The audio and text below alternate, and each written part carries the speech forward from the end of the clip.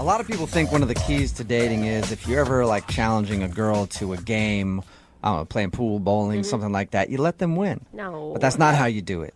You beat them down handily, and then you gloat in their face. No! And that is the best way to score a date with a girl. And that's exactly what Henry did, who's on the phone for a second date update right now. He challenged her to a race, beat her, and then gloated. And now he's wondering why he's not getting a call back. I think I might know why, Henry. That's not exactly what happened. Okay, well, why don't you explain to me what happened then? Because your email said that you met her while you guys were running and you challenged her to a race and beat her. Right. So it was a 5K, and we met while stretching. I was stretching. We were both alone. Both alone stretching? That sounds very intimate already. Yeah, I guess it was kind of intimate. Did you make comments about her being very bendy and how you like that? So creepy. No, I steered clear of those sorts of comments. Okay. We were stretching, and I noticed her. She was cute. We flirted. I was just, asking her if she was excited about the run. Had she done this sort of stuff before? Just, basic flirting, getting to know you stuff. And she seemed really cool. I was like, oh my God, this is really great. So I said, I'll bet you lunch that I'll beat you. Oh, that's kind of cute. Ooh, smart. That's Thanks, cute. Brooke. Yeah, no, I thought it was pretty cute. I mean, it's just your way to make sure that you can buy her lunch. Yeah, the whole time I was going to buy, I wasn't thinking like, oh, I'm going to hold her to buying me lunch. It was just a way to ask her out. Yeah, I'm sure she understood that. So you ended up beating her, and then I beat her handily, of course. And you're still bragging about it.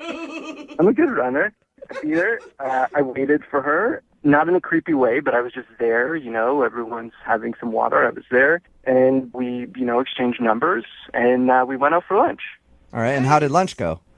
Really good. I mean, I really liked her. She was really cool and funny. It was easy, and I paid for lunch again, so I didn't, make her pay for lunch. Well, why'd you laugh after that? That sounded weird, like I paid for lunch, if you know what I mean. No, I felt like you guys might think that I made her pay for lunch because of the bet. You should have. No. Yeah, I mean, you a bet's a absolutely bet. should have made her pay Jubal's for right. lunch. No.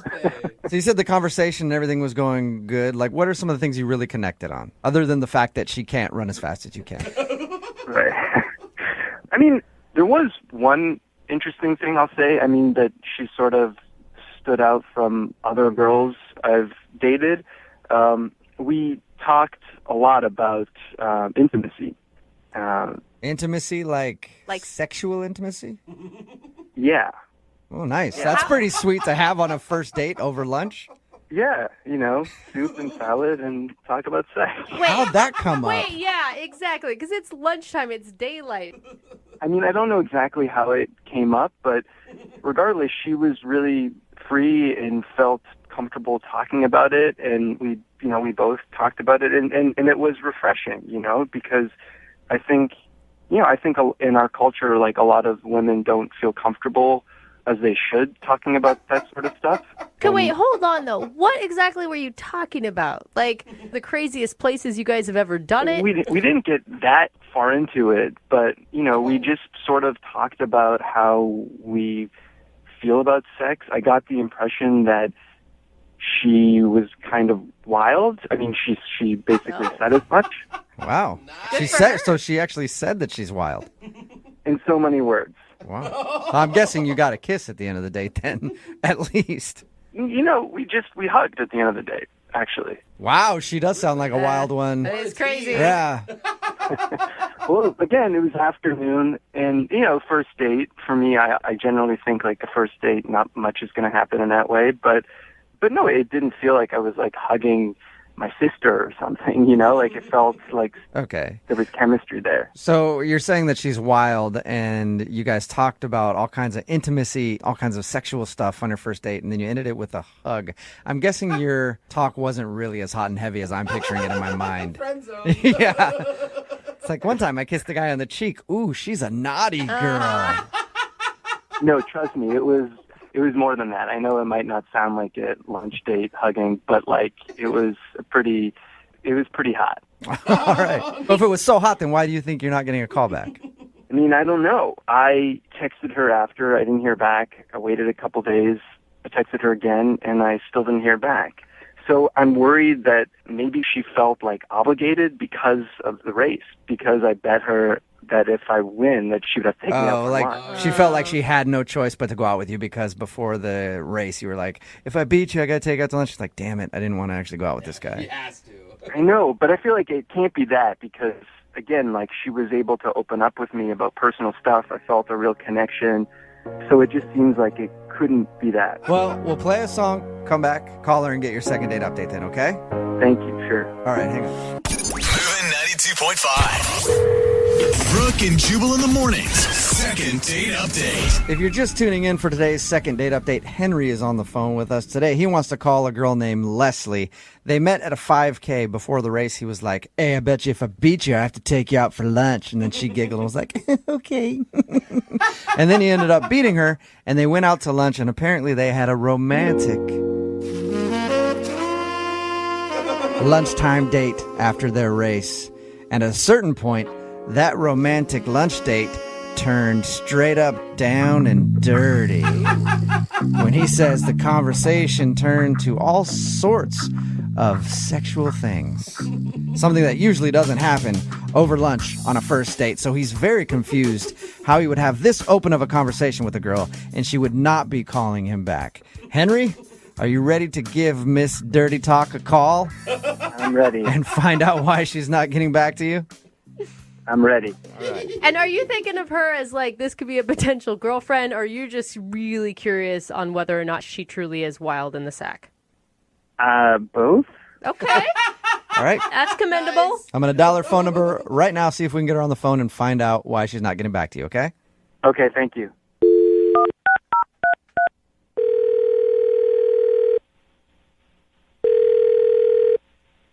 Hello. Hi, can I speak to Leslie, please? Yes, this is her. Hey, Leslie, how are you? This is Jubal from Brooke and Jubal in the morning. Hi. Hi, how are you? I'm okay. Who is this? Jubal from Brooke and Jubal in the morning, the radio show. What exactly is this regarding? It's regarding somebody that you recently went on a date with. What? Yeah.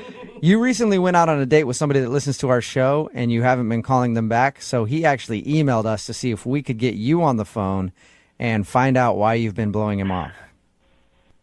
Who is it? His name is Henry. Oh, Lord. You remember Henry? He said that you guys met at a 5K and then went out for lunch after? Yeah. Okay. Is there a reason why you're not calling Henry back? He says he's tried to get a hold of you a bunch. There definitely is a reason. Do you mind sharing it with us so that we can tell him?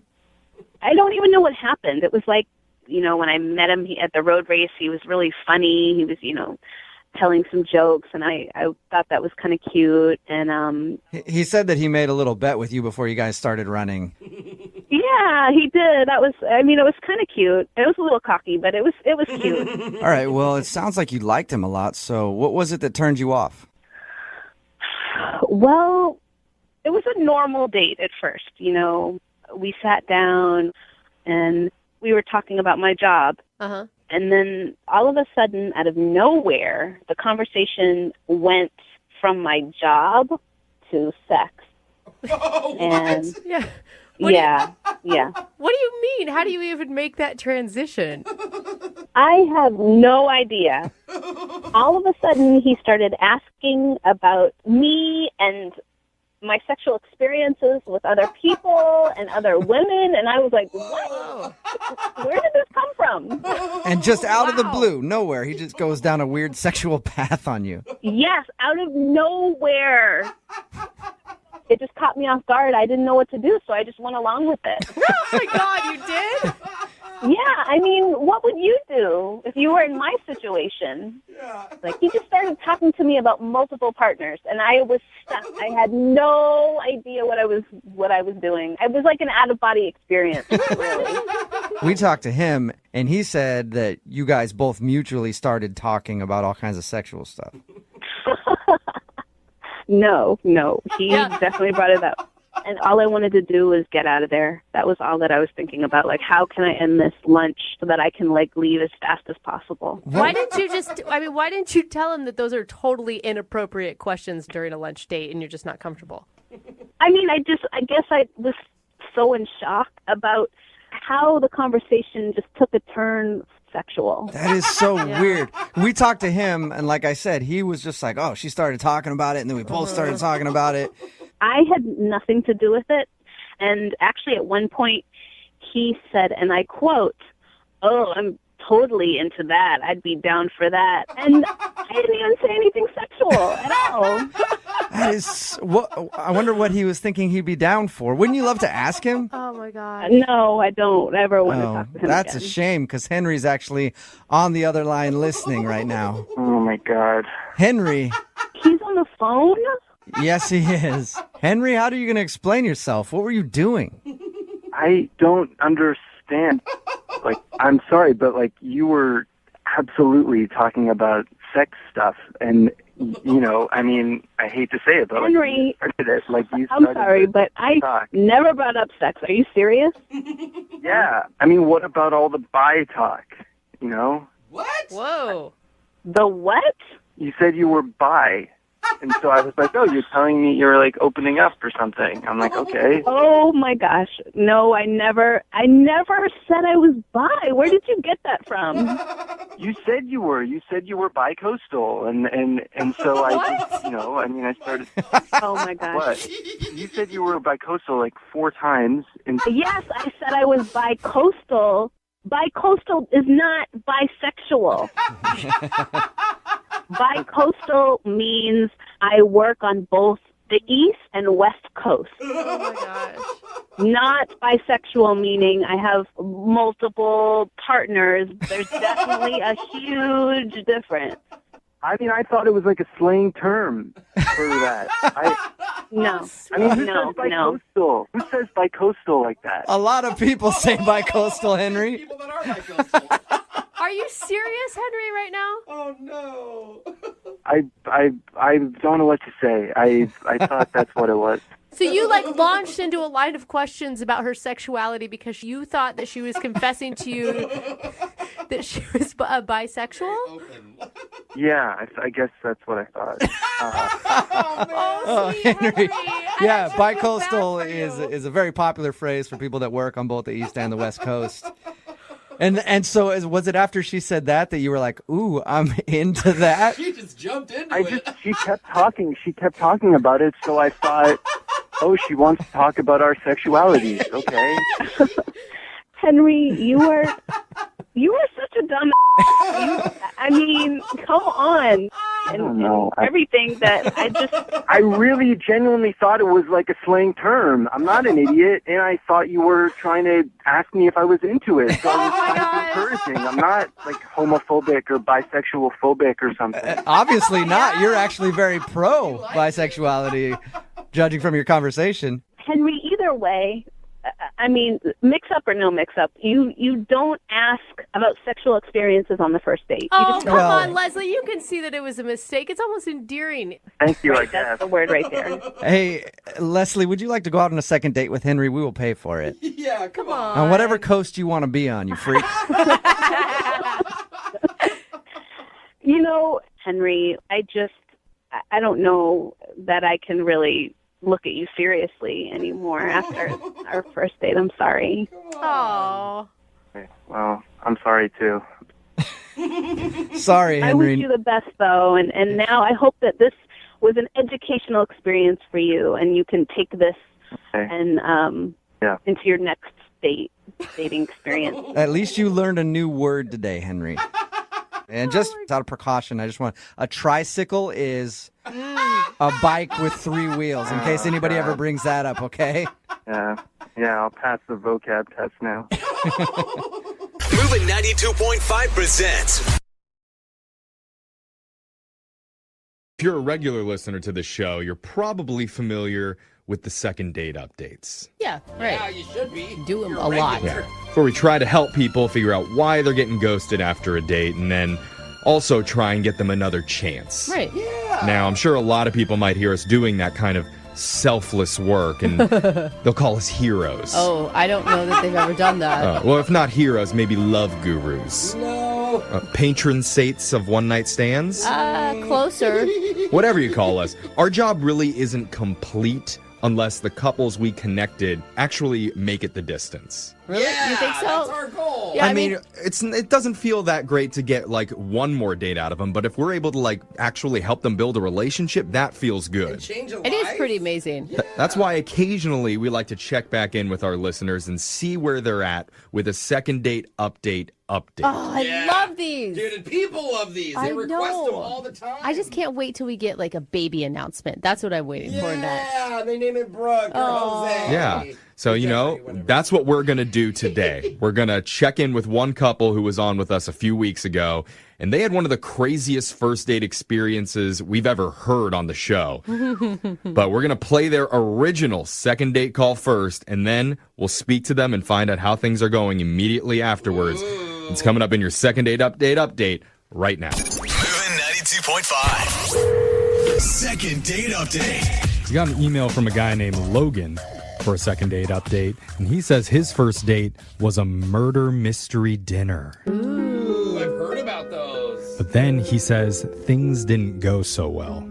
Okay. So obviously when he says things didn't go well, it must mean she was murdered. No, dude. It's pretend, Jeffrey. Or perhaps just maybe she was the murderer. The audience gasping is not helping our cause right now. I don't know. I think I'm murdering this intro right now. You are killing it, but I don't know if that's in a good way or It not. makes all of you accomplices to murder. Yes! You would be the worst villain ever. Dude, will you stop? I'm going to lose my breath here, okay? Let's keep going. All right, let's continue and talk to Logan. Logan, Gasping. before we begin the second date investigation, Oh, that's what it is. just tell me, is there blood on your hands? Come on. Almost. No. Yes! Tell us about the girl you want us to call today. What's her name? Her name's Sabrina. So I want to know, how did you guys end up at a murder mystery party? So we have some mutual friends. They knew we were both single. They set us up. Okay. And this was right around the time my friends and I, once a year, we do this big murder mystery. Wow. There's like 20-something people. We get it catered. We rent this big old house. We decorate it. So Logan and his friends are rich. Yeah. Yeah. I don't know. We're all chipping in. You know, there's an open bar. And Yeah, rich. Open bar. Jeez. Dang. I want to get in with your dorky friends, Logan. So how did the murder mystery dinner date go?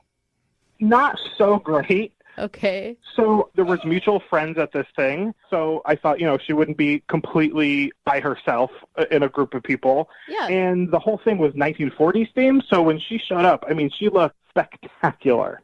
Like, she went all out. She really got into it. Like, the hair, the makeup, the outfit, and, like, she looked gorgeous. Dude, and it's awesome that she went all in, Full right? character. Yeah, I thought that's a really good sign, right? And a good sign that she knew other people there. Because it would be pretty intimidating if you didn't know anyone, but... Yeah, exactly. I was trying to be, like, you know, thoughtful about that. Okay, so why do you say things didn't go well?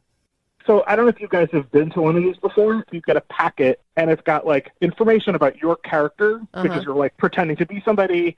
She and I were joking about, like, oh, come on, what does your packet say? You know, like, jokes. It was fun. Yeah, and then, like, sometimes you'll have an accent, or you'll, you know, like, you're supposed to get fully into character. Oh, so you're, like, acting. Oh, man, it sounds hard. This is fun. It is a little You hard. have to, like, read a whole thing and then And you have to become remember... a character. You have to remember all the facts about yourself, like where you're from, who you're associated with, who you know, who you don't know. So, you know, it's sort of like live-action Clue. Yeah. And so she was getting really into it, which was fun. We were having a really good time. And then suddenly the lights go off. Oh, was that planned? Someone didn't pay the electric bill, obviously.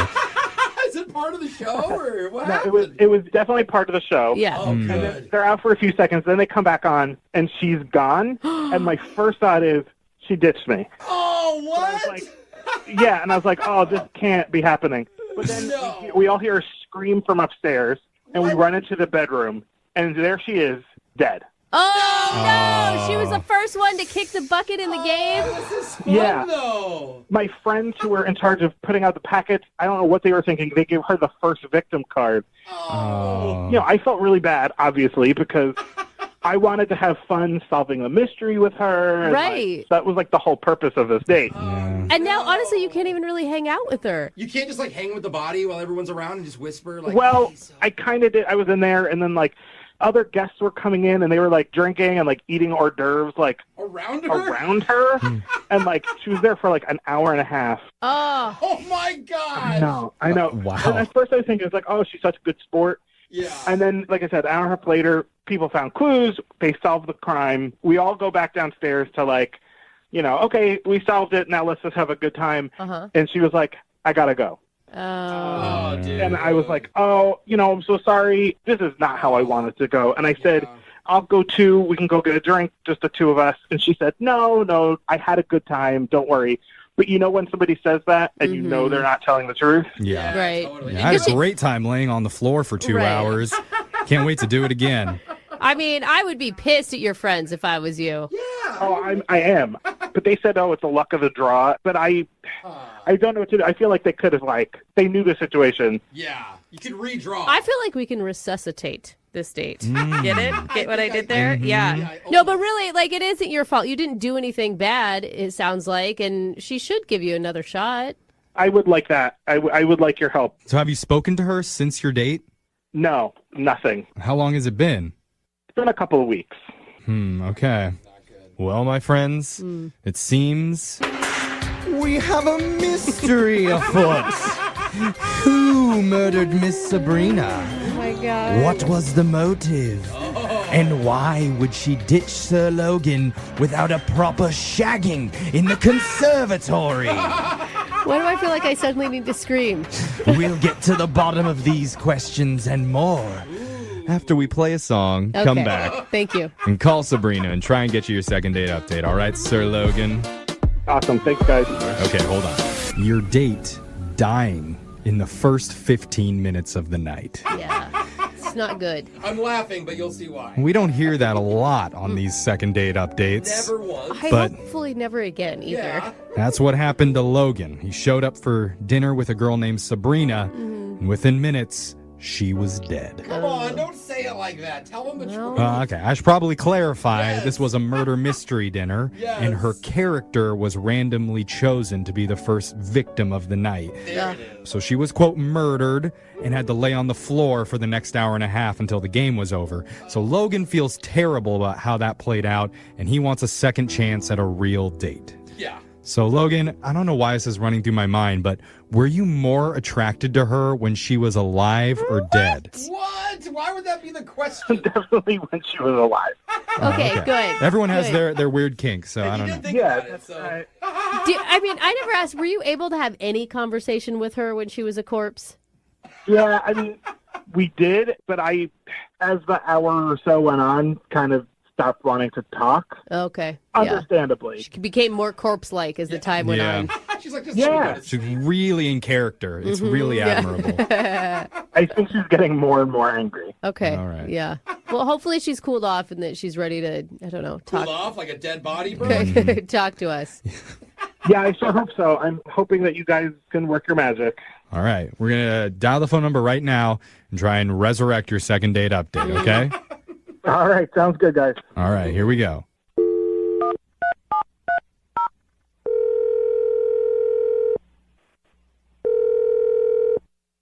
Hello? Hi, can I speak to Sabrina, please? This is she. Hi, Sabrina. My name's Young Jeffrey, and I work for the morning radio show Brooke and Jeffrey in the Morning. You have a moment to talk with me? Can you tell me, like, what this is about? Well, we do a segment on the show about true crime murders, and we heard that you were recently killed. No. Oh my gosh. Why did we let him ask the question? Is that true? Were you killed recently? Wait, what is happening? Yeah, most dead bodies we call are usually confused. I see what you're talking about now, Jeffrey. Yeah. Glad this dead one answered. Yeah.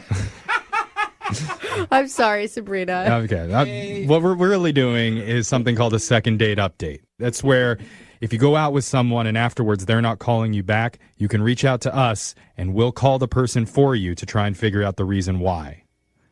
Oh, okay. Mm-hmm. So to tie it back in with the killing and the murdering, you recently went out with a guy named Logan. Yes. Yeah.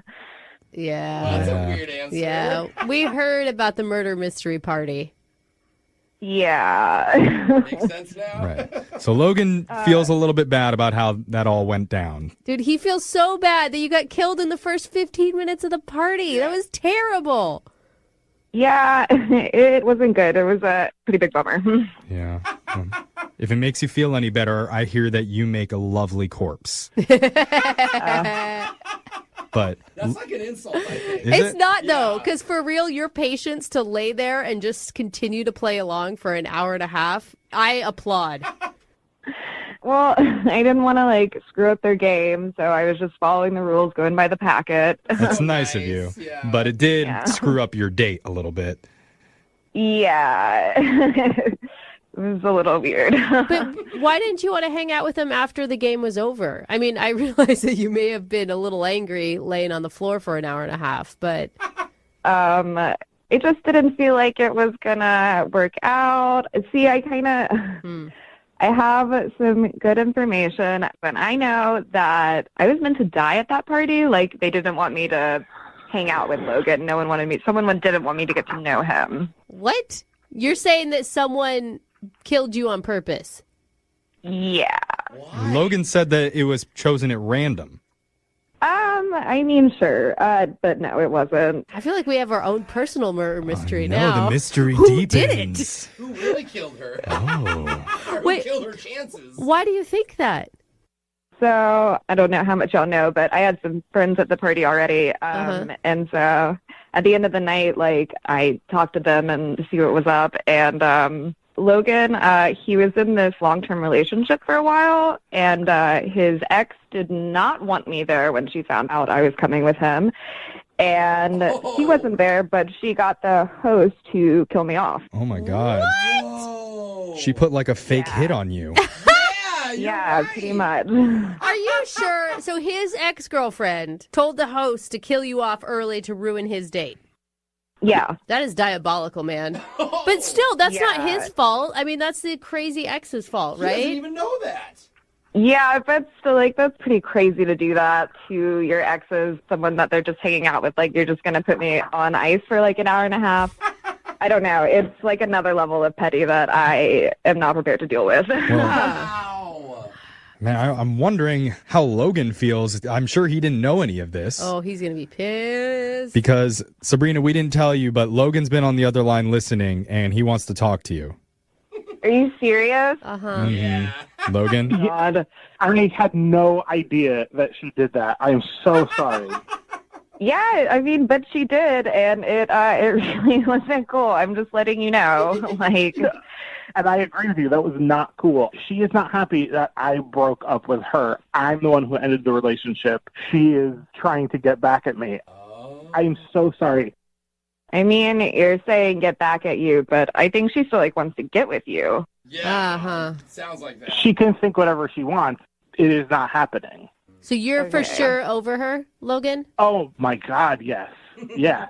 This is just one of many things in a long list of reasons why we are not together. And I was hoping to, meet somebody who is a good person and doesn't try to ruin people's lives. I mean, that makes me nervous. What else is she capable of? I mean, you probably don't know this, but she found my Instagram and she liked all of my photos on it. That's another level of unhinged. Wow. Maybe you take really good Instagram photos, though, and she's just a fan. Oh, my God. I'm actually more freaked out about the Instagram likes than I am about her killing you at a party. Isn't that weird? I thought that was innocent, but finding her personal pages? Yeah. Oh, man. And it's pretty sadistic. Yeah. I mean, I don't know what to say to that. You're right. She is not well, but she's not going to, actually try to kill you. Okay, well, you say that, but she's literally already killed me. Fair point. Oh, man. I mean, the only thing is Logan actually sounds like a really nice guy. And, people have some crazy exes. I mean, if anything, it proves that he's very lovable. Does it? I don't know. I think so. I agree. I agree with that, His ex Brooke. really likes him. I'm sketchy. I mean, yeah, like if his ex is willing to go through this much of a project just to like sabotage him, it must mean that he's really, really great. Yeah, I guess I never thought of that. Well, with that in mind, I would love to send you guys out on another date. We'll pay for it. I mean, if you don't say yes, then his ex is probably just going to wear your skin and go out with him anyway, so... The ex is a bit of a turnoff, but I know he didn't know anything that she was doing, and I know that he feels really bad about it. He was clueless. So wait, what? What's your answer? Okay, so is that a yes or a no? I mean, as long as I am not coming back to my apartment with a dagger in the door with a note saying, "Don't date Logan." But maybe we should give it another chance. Yeah. Yes. All right. Okay. Congratulations, Logan. You got a second date. Thank you, guys. Sabrina, thank you so much for agreeing to that. Yeah, sure, Logan. Let's just make sure that wherever we go next, it's safe. Yeah, bodyguard. No Yeah, problem. that's not a bad idea. Maybe hire one. Yeah, it'll be safe. We can go to my house and do the one-on-one murder mystery. Oh, my God. Is that pretty easy to figure out who the killer is if there's only two of you? Well, I think it sounds good. There's going to be a stabbing going on a little later. Oh, all right. Lucky you, Sabrina. Moving 92.5. A lot of times after a second date update, we'll send out emails asking couples if they have any news on their situation. Yeah, for sure. But this time, they reached out to us. Oh, they did? Saying they had an update that they wanted to share. So they're back again. Dude. Sabrina and Logan. Welcome back, you guys. Wow. Hi. Hey, guys. People don't want to come back. I know. that. I mean, that has to mean something positive is happening in your life, right? Yeah. Yeah, absolutely. So what's happened since we spoke to you? Did you guys go out again? Yeah, we did. We gave it another shot. We went out again, but we had like a issue trying to go on our first date. Why? What do you mean? So we were driving to a restaurant, and his ex-girlfriend was essentially like tailing us, like following us. Dude, No she way. was crazy. She turned into like a legit stalker? Yeah, like I could see her car in the rearview mirror as we were driving, and Oh, my God. so we tried to get rid of her, got out of the car, walked a bit, got an Uber, took that someplace random, Shut up. got another Uber, and then took that to the restaurant where we had the reservation. Oh, my God. To an undisclosed location in the desert. And she still showed up. Yeah, she was your server. That would have been funny. But no, we fully lost her and had an amazing time. Wow. Oh And my it only took you gosh. 4 hours to get back to your car at the end of the night. Well, it sounds like you guys have chemistry right now. Does that mean you're a thing? Are you dating? Are you official? Are you hiding in a bomb shelter? Not quite, but yeah, we've been dating. Yeah. It's been weird, I mean, with like his ex-girlfriend, but it's kind of been exciting, honestly, to like have to sneak around a little bit, make plans. Like you never know what she's going to try next. You feel like you're cheating on each other. Honestly, You're into this? it's kind of Yeah, fun. It's exciting. I don't know. It's like, Yeah. Never heard No, of I this. agree. It's added a level of excitement. Yeah. I See mean, that? It's like an excuse to role play. Is that what you're doing? Well- Exactly. I've never had to dress I up. mean, fear is somewhat of an aphrodisiac, so Oh, my I can God. see how it would work for you guys. Congratulations, I guess. Yeah, I hope you guys invite her to the wedding and have to dodge her somehow Yeah. then too. we'll be careful. Okay. Well, thanks for the update, you guys. Yeah, Keep letting us know. If we don't hear from you in the next few weeks, we're going to get worried. For real. Okay. All right. All right. All right. Moving 92.5. Brooke and Jubal's second date update. We can all learn a lot from the guy who was on the phone today and wants to do a second date update. I think one of the lessons that we'll learn from him is there's a function on your phone when you're looking at pictures. And that function is the delete button. Oh. Sometimes it's good to delete a few pics from your phone before you show them to somebody else. Uh-oh. Am I right, Eddie? You are right. Oh, man. I'll let Eddie tell us what happened in just a second. But first of all, tell us a little bit about the girl that you want to call today. Her name is Lynn. Lynn, all right. And how did you meet Lynn? I met her on an online site on JDate. Oh, you met her on JDate? All right, cool. I mean, her profile drew me in. She was amazing. Super beautiful. Tell us about what you guys did for your date. We went out to a bar and just had drinks just to get to know each other. Pretty casual. Very casual, yeah. All right, and we'll forget about all that. Tell us why I started this off by saying there's a delete button on your phone for pictures. Yes, please. I think that's probably the most important part of your date. Okay. Because it's so embarrassing. Okay, we were talking. We were talking, telling stories, just having a good time getting to know each other. And I was telling her the story about a fishing trip that I went on. It was the first time I'd ever gone fishing, and I caught a fish, which I thought was kind of amazing because I didn't expect to. And so I had a picture, and so I'm literally telling a fish story, right? Right. And so I was like, I have to show her the picture. So I get out my phone, and I start scrolling through the pictures. Oh, no, Eddie. Oh, no. And a photo comes up of a self-portrait. So you had a junk pic right there on your phone, and you accidentally swiped onto it. Now, how did you act? No. How did you act when you first? Did you try to make an excuse for it? I didn't even acknowledge it. I just kept going and smiling like nothing had happened. And and this picture is of you. I'm assuming. Well, yeah. Okay. That'd be a whole other story. Yeah, you're like, oh, it's somebody else. Don't worry about Don't worry. Not that she would know. My face wasn't in it, but yeah. Did she say anything? Yeah. Did she react to that? I mean, I was holding it like a foot from our faces, right? So Yeah. she saw it. I mean, there's no question, but she just was like, uh-huh. Was it just that weird, like hot kind of feeling that you get where it's just like, oh my God, she saw that? It felt terrible because I was like, I didn't want her to think that I had like done that on purpose, like that I was trying to be a total creep. Yeah. If she had laughed, we could have joked about it, but since she was quiet and I was quiet, we just both pretended. It made it worse.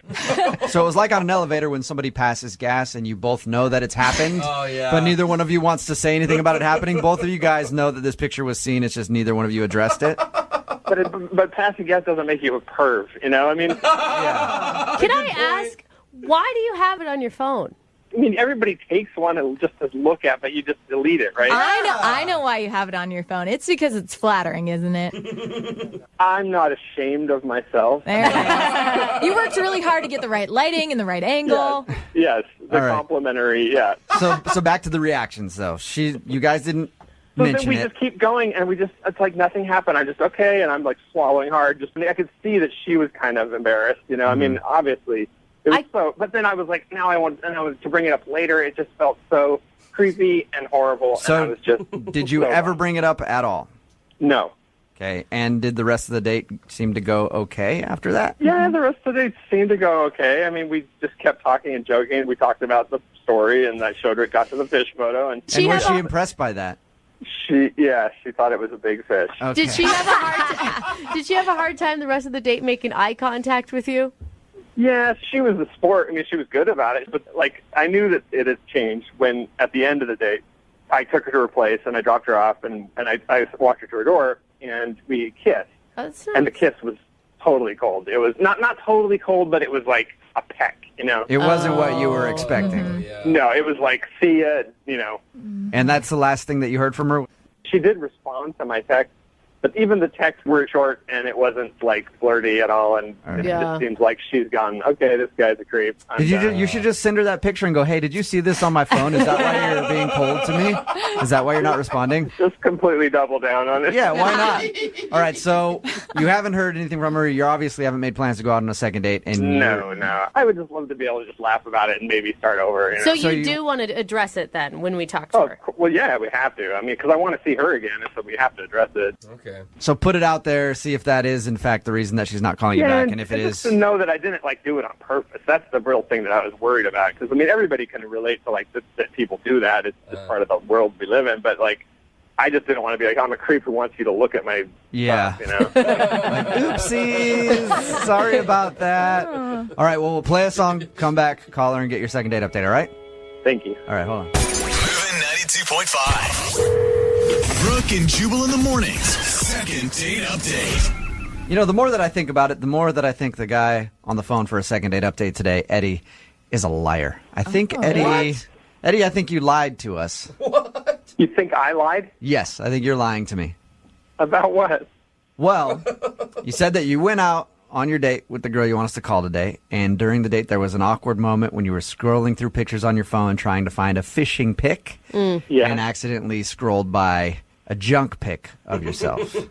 Yeah, that's all true. Now, you say that you didn't do that on purpose, but I have a feeling that you did do that on purpose. It was strategically placed in his gallery. No, I told you that I did not. I felt terrible. Yeah, right, Eddie. See, I think if you're going to do that next time, don't use your phone. Show her in person. Just like, be like, oh, hey, look at the salt shaker on the table. Oh, what's that right next to it? How'd that get there? Whoopsies. Sorry about that. You're a pervert. That's true. Yeah, I know. Very true. I'm not arguing with you on that one, Eddie.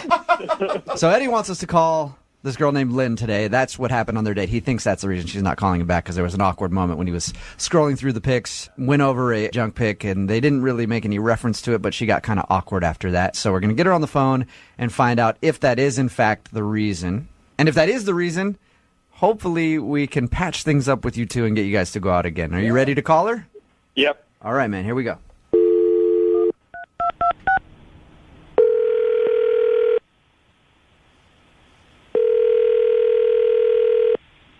Hello? Hi, can I speak to Lynn, please? This is she. Hey, Lynn, how are you? This is Jubal from Brooke and Jubal in the Morning. Okay. How you doing? I'm good. How can I help you? I'm calling you today because you recently went out on a date with one of our listeners, and he hasn't really heard back from you and wants to know why, so he emailed us and asked us to give you a call. Okay. His name is Eddie. Oh, God. You obviously remember going out with Eddie then. Yeah. Yeah, I remember that one. We talked to Eddie about your date. He did tell us that there was an awkward moment where you might have saw something on his phone, and he thinks that's why you're not calling him back. Do you know what I'm talking about? I do. Was that a little weird for you, and is that the reason that you don't want to go out with him again? It was weird. Like, I definitely ordered another drink.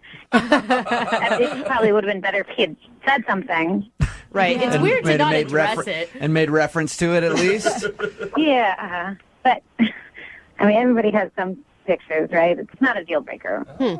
Okay, then so do you want to see him again? You know, he seemed like a nice guy, but it just got a little weird. What got weird about it? I mean, okay, so for me, I would think seeing a picture of his manhood on his phone would be the weird part. I mean, it seems like he has kind of a weird relationship with his father. With his father? Are you like Lynn, are you like a psychologist or something? I mean, how do you draw this? No, and I don't mean to judge, and, you know, I'm all about, like, having a good, you know, relationship with family is important and everything, but, like, every story he told, he managed to say something about his dad in it. Like how he looks up to his dad, or how his dad happened to be there when he was fishing and when he went... like the fishing trip was with his dad. They live on the same block. Like, just everything he was talking about, he managed to say something about his dad. So he's too close with his father, you think? I mean, he said that his dad is single and that they go try to pick up girls together. He said that he's on a date with you and he's talking about going to pick up girls with his dad? Yeah. It was just weird. It just struck me the wrong way. And then when he's, like, looking through the pictures on his phone, there was this one picture of his dad shirtless, like, flexing to the camera, and he's talking about how his dad has, like, an amazing body and he's so fit for his age. He's got a picture of his dad shirtless flexing on his phone. I mean, he talked about his dad the whole night. He kept talking about how his dad was hella cool. My dad's hella cool. How old is Eddie? Is he 14? Yeah. His dad's awesome. It seemed like we were the same age, and I wasn't talking about how my parents were hella cool. All right. My dad's hella cool. He lets me stay up till like 12:30. I can play all kinds of video games. I mean, I'm glad that, you know, they're friends or whatever, but... Yeah. You just feel like he's a little too obsessed with his father. Mm-hmm. For sure. All right. Well, Lynn, thank you very much for sharing your story with us. I appreciate it. I'll let Eddie know what you said. Okay. Actually, you know what? Why don't you tell Eddie yourself, because he's listening. Seriously? You guys make me sound like some total freak. I don't. I just listened to Lynn tell us about your date. Mm-hmm. That was so not what it was like. There was pictures of my friends on those photos. I just heard a lot about your dad. It just struck me. What can I say? But you make it sound like that was all I talked about. Nobody has a shirtless photo of their dad on their phone. I'm sorry, that's weird. It's not weird. We work out at the same gym, and we take. I mean, you take a picture of Of course you do. making progress. I mean, my dad is like my friend. He's not like a normal dad, in like a lot of people's dads. Like my dad plays Call of Duty. He goes out and gets hammered with me and my friends. Like he's just like totally. I mean, he's got better style, like fashion style, than like most dudes. It's not cool that your dad acts like an 18-year-old. People think we're like brothers. I mean, if they see us out together. I got that impression. You told me all about him already. If you met him, you would know, like, what I'm talking about. Like, if you would think he was so cool. Okay, I'm glad that you guys are so close. But well, you talked about your best friend and your friends who are like you're super tight with. Okay, I mean, I talked about. I was talking about my friends, like a group of friends, but none of them. Like my best friend is not my father in his 60s. So I have a best friend, who I'm convinced is like the best human ever. Well, he is the best human ever. I mean, and the other thing is, like, he's single, and I'm single. We have a lot in common, like, in our lifestyles, like, what we want in a life and stuff. So, what? It's true. Yeah. All right, hey, man, I'm not hating on you, Eddie. If that's your buddy, that's your buddy. I mean, can you see how it would be kind of weird, though, if you had a picture of, like, if Lynn pulled up her phone and it was a picture of her dad topless? Don't most people have pictures of their parents on their phone? Not shirtless. Yeah, maybe not shirtless ones. No. It's just not as weird as you make it sound. I mean, and it wasn't like I talked about him all the time, but, like, he is a special. I mean, he's as cool as a dad can be. I think you should give Eddie a break, Lynn. He's close with his family. He seems like a normal dude. Your dad's not going to have to go out on dates with you guys, right? But if you want, I mean, I don't know, is your mom single? He's trying to hook his dad up now. Okay, Eddie, Double I'm trying date. to help you. This is not normal. Lynn, would you be interested in going out on a second date with Eddie? I will pay for a second date for you guys. You know, I just don't think it's a good match. Come on. You gotta be kidding me. Like, it's one thing to, like, be weirdly close, but then to not even realize that you're weirdly close, it's like a whole nother level. It's not weirdly close. It's just unlucky. It really is. It really is. All right. Well, Lynn, thank you for your time, Eddie. I'm sorry that you did not get your second date.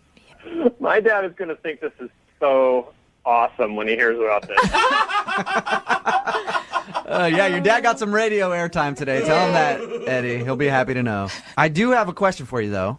Yes. Because earlier in this whole thing, we thought the problem was that there was a junk pic on your phone that you showed her on accident. Right. Is that yours or is that your dad's? I just need to know that. Brooke and Jubal in the morning.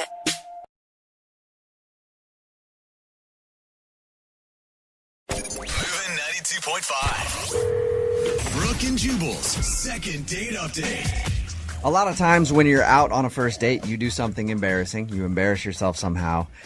And then you never want to see that person again. Even if they like you, they call you, they try to get you on the phone. You're like, what happened on the date was just way too embarrassing. I remember I went on a date with this girl a long time ago, and we went out on the date, and we were there, and like there were people coming up and recognizing me from the radio, and we were leaving, and I gave like this homeless guy like a $100 bill, and he cried about how it changed his life and all this stuff. And I was so embarrassed because she had just gone out with the perfect man, and I was like, there's no way I can continue this. I'm so embarrassed that she saw that stuff happen. I can't continue it. So she'd try to call me, and I just would ignore her calls. I knew it was just going to ruin everything. And I'm sure she also looked like, a supermodel as well, but you had to turn it down. Yeah, and that was it. I felt like I was too attractive for her. All kinds of embarrassing stuff happened on that date.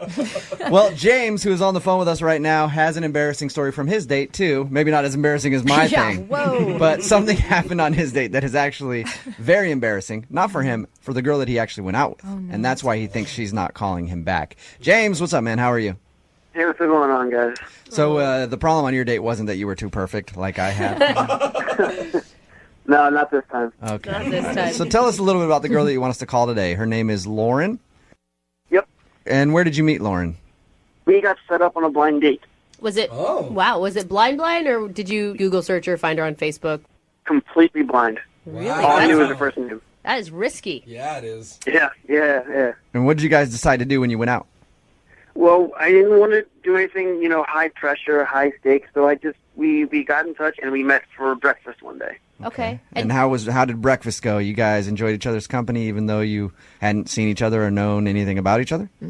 Yeah, I don't want to sound cliche or anything, but I mean, it was great. I mean, we had about an hour date and it just flew by. She was stunning. When she walked up for the first time, she was absolutely beautiful. So that, I guess that's a lot of the anxiety of a blind date was out the window. What was her reaction to you? I mean, did you pick up on anything? Did she seem similarly, satisfied?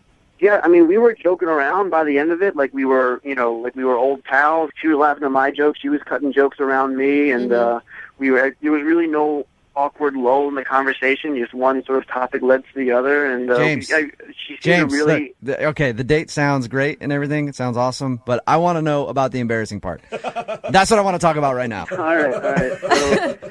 So after we finished breakfast, we didn't have anything to do for a while, so I said, let's just go for a drive. Just to drive. No expectations, no nothing like that. So she said, fine, let's do it. That sounds like a great idea.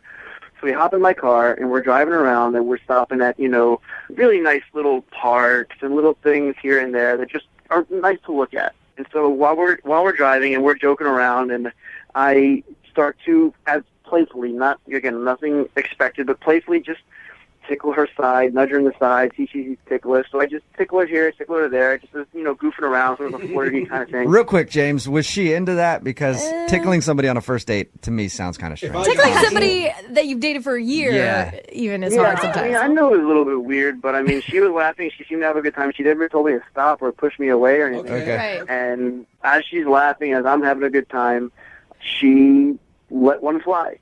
And what did she do after she farted on your first date? She turned the reddest color of red you've ever seen in your life. Did you keep tickling her? Did you say anything? Did you try to act like you didn't notice it? Because, I mean, it wasn't like a silent one where maybe you heard it. Like, there was no doubt that you heard it and it was from her. Did you start laughing? I mean... I did not know. It's like you put the mute button on the car. Yeah. And it's just like... It's so hard not to sometimes, though, because farts are so funny. I wouldn't have known how to react in that situation. I think I would have just acted like it didn't happen, but obviously it's one of those situations where, like, if you're on an elevator and you smell something, you're like, one of us did it. Yeah. And nobody make eye contact. Nobody just like will pretend. But unfortunately, I mean, the elevator is safer because in a car with two people, it's a pretty short process of elimination. Yeah. Well, I was gonna say, and unfortunately, you're stuck with her now because you're on a date. So yeah. So I mean, you could tell she was really embarrassed. She was like slinking down in her seat. She was trying to get as close to the door as possible. Like she was so embarrassed, and I mean, it happens. I mean, these things happen. It's what happens inside of us. I was trying to tell her, like, it's okay. You got nothing to worry about. Everyone does it. I do it. We all read that book growing up. So it's just a natural thing. And what was her response to that? She was, she was like, thank you. I understand. It's just really embarrassing. And she could tell that I was trying to help her, but I felt bad for her. I really did, because she was really beating herself up about it, and she didn't really have a reason to. But I mean, I understand where she was coming from. Yeah. Now, I'm assuming your date ended shortly after that. It did. I asked her if she wanted to keep driving or if she wanted to call it, and she said, I think, I really had a great time, but I need to get going. I got stuff to do. Mm-hmm. So we drove back to the restaurant where we had breakfast, and that's where her car was, and we sort of did that, awkward goodbye where we both kind of still have the seatbelts on, but we hugged across the dealership, that's so awkward. Passenger to the driver's side. Right. Okay. And I asked her, can I call you or can I text you? Can I see you again? And she told me she would text me or she would call me. And you haven't heard anything from her at all? No, not a thing. Have you tried to get a hold of her? Yeah, I've texted her a couple times, and I called her once, and it went right to voicemail. But otherwise, nothing.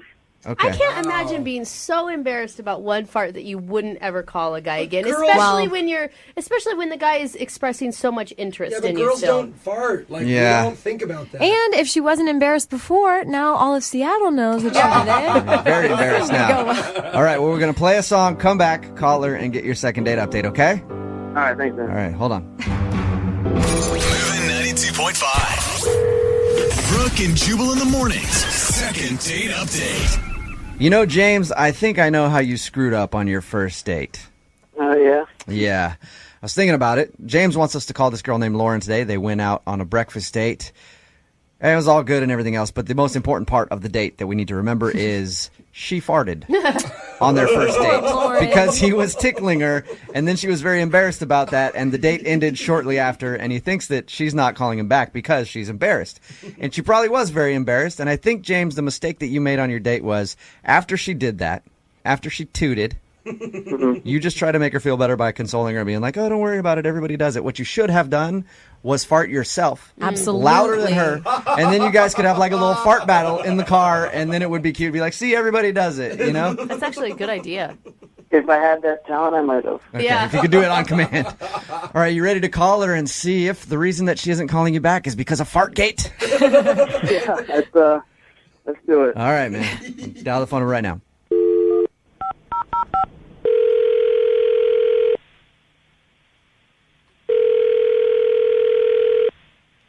Hello? Hi, can I speak to Lauren, please? It's she. Hey, Lauren, how are you? This is Jubal from Brooke and Jubal in the Morning. Where are you calling from? Brooke and Jubal in the Morning, the radio show. Okay. Why are you calling? I'm Sorry. calling because we do a segment on our show called the Second Date Update. It's where if you go out on a date with somebody and then aren't calling them back, and they email us to see if we can get you on the phone and ask if something went wrong. Okay, I didn't email anyone. I know you didn't email I us. think it was okay. Somebody emailed us about you, though. About me? Mm-hmm. Yeah, you recently went out on a date with one of our listeners. Okay. His name is James. Oh, my God. Do you remember going out with James? You know what? I don't think this is a good idea for me to talk to you. Really? Can I just tell you real quick what he said about you? Because I really would like for you guys to go out again because he liked you a lot. Well, first of all, he shouldn't have said anything about me. Okay. Well, he told us about your first date, and he told us about the embarrassing incident. What do you mean? Well, he said that during the date, he was kind of tickling you, and you're messing around, and then you passed gas. Oh, Lauren. He told you that? Yes, he did. It's okay. Don't be embarrassed. But it's not a big deal, and that's why we're. First of all, it's not even about being embarrassed. I cannot believe he would. So, what was the whole point of him calling you and he called you to tell you that so you could just embarrass me on the radio? No, not at all, Lauren. He called and told us that because when we do this segment, we always talk to people about the date that they went on to figure out if there's anything awkward that happened. Well, that's really messed up. He shouldn't have told you that because it was private. Okay, I'm sorry about that. The only reason he told us that, though, was because he thought that's why you weren't calling back because you were embarrassed. This is so up. He should be embarrassed. He's a complete weirdo. Like, I thought he was a psycho, and obviously he is. Why do you think he's a psycho? First of all, it was like weird that he was tickling me, by the way. That's like so weird. I thought that. Okay, so you sound like you don't like him very much. Before we let you... I mean, like, I'm sorry. If you would like to know what a weirdo he is, I'm happy to tell you because obviously he has no problem calling a radio station and telling them something personal about me. I would love to hear what a weirdo he is. And I'm sorry. You shouldn't be embarrassed. We're not trying to embarrass you at all. No. It's more just so James can know why you're not calling him back. Well, so we went out for breakfast. On our date because, like, I wanted to make sure he wasn't a weirdo, and it was actually nice. And then he wanted to know if I wanted to take a drive. It was a really nice day out, and on the drive, it was beautiful. It was like the perfect day, and so we just stopped at some parks. Like, we just stopped at various places. But then when we got to one place, and he pulled over, and I was like, "Oh, I thought he was going to try to make out with me." And he told me that he had something he wanted to show me, so. He got out of the car, and I got out of the car, and he walked me back to the trunk of the car. Oh, my gosh. That is scary already. What was going through your mind at that moment? I was worried that there was going to be, like, a sledgehammer, but I was hoping it would be, like, I don't know, like, maybe he was getting a jacket or something. You know what I mean? I was like, maybe he's getting a jacket. Right. So he opened the trunk, and he pulled out an urn. Okay, like a silver urn. Weird. And he said, "This is really important to me. Like, this is really special to me. This is my father." What? Whoa. Like, yeah. That's a little bit heavy for a first date. Yeah, and I didn't even know what to think. I was just silent. Like, I didn't even ask anything. I didn't want to know anything about it at that point. Yeah. And then he just says, because my father really loved birds, and so whenever I drive to someplace beautiful and see bird feeders, I stop because it was his final wish that I sprinkle his ashes into the bird feeders so he can be free with the birds. Oh wow. That is... That's a lot. That's kind of weird. I mean... so f***ing weird. If that's his father's last wishes, that's one thing. But to do that with you on a first date, like, hey, we're going to share this special experience and feed my dad's father's ashes to some birds, I could see how that would kind of turn you off a little bit, Lauren. That's at least third date material. Come on. Yeah. Did you guys spread ashes together? Yeah, because I was afraid he was going to kill me. Because I was like, how did his father die? Like, did he kill his dad? Like, Yeah. Not natural causes, bro. Wow. All right. I can see why that turns you off then, Lauren. That's kind of strange. yeah, I was just like so relieved, honestly, when I got home and I was not dead. Yeah. Yeah. All right. Hey, Lauren. Yeah. He's also on the other line right now. Are you serious? I am. I'm sorry. Hi, Lauren. Oh my God. I'm just a little offended that, I decided to open myself up and let you in on something, personal and special to me, and then you judge me by it, What? First of all, here's the thing. I'm really sorry to hear about your dad, but you need to understand that that's actually nuts, what you did. Like, I didn't even know your dad was dead. Like, if we've been dating for a while, fine, maybe. But not only was it our first date, it was the first time that I met you. Like, so did you know we were going to do that? Like, that's weird. No, I had no intention, but when we were driving and I saw the birds and I said, Yes, this there's would birds be a great everywhere. time You, like, pull over every time you see a bird? make good to my dad, and at the same time, see what kind of connection I have with this girl that I had a great time at breakfast with, had a great time talking to, had a great time driving with, and I thought, maybe she was kind of real. Maybe she was a little bit deeper than just a puddle, that maybe she might Are understand you what I was doing. serious? Because I am weirded out you pulled out an urn on our first date. I'm shallow. It's a little bit because you can't understand why I'm doing it. It is weird that you would take me to the trunk of your car, pull out an urn of your dad's ashes on our first date, and then feed the birds with it. I mean, I didn't get weird when, you told me about all these traditions you have with your grandma and all these other things. Yeah, that is f***ing different. I was telling you what we used to make on Thanksgiving. If I told you that she was dead and I baked her ashes into a pie and ate it every Thanksgiving, then it would be the same. Must I remind you that I overlooked the fact that you completely stunk up my car? That is so f***ed up. Like, by the way, it's like completely weird also to tickle people on the first date. Like, Oh, yeah, we forgot about the tickling thing. Very true. Well, it sounds like you two just had a wonderful time together, and that would mean that I need to ask Lauren if she would like to go on a second date with James. We'll pay for you on a second date. No? You answered before I was even done asking the question, Lauren. No, I'm sorry. I just can't. I understand that this is very personal to him, that I cannot. All right. James, I'm sorry, man. No second date for you. Can't blame the guy for trying, I guess. Yeah. Maybe just wait a little while to bust out your dad's ashes on a date, I could probably try that out. Yeah, try that, and then also wait a little while to bust out the tickling on a date. Yes. She should not order the burrito. Brooke and Jubal in the morning.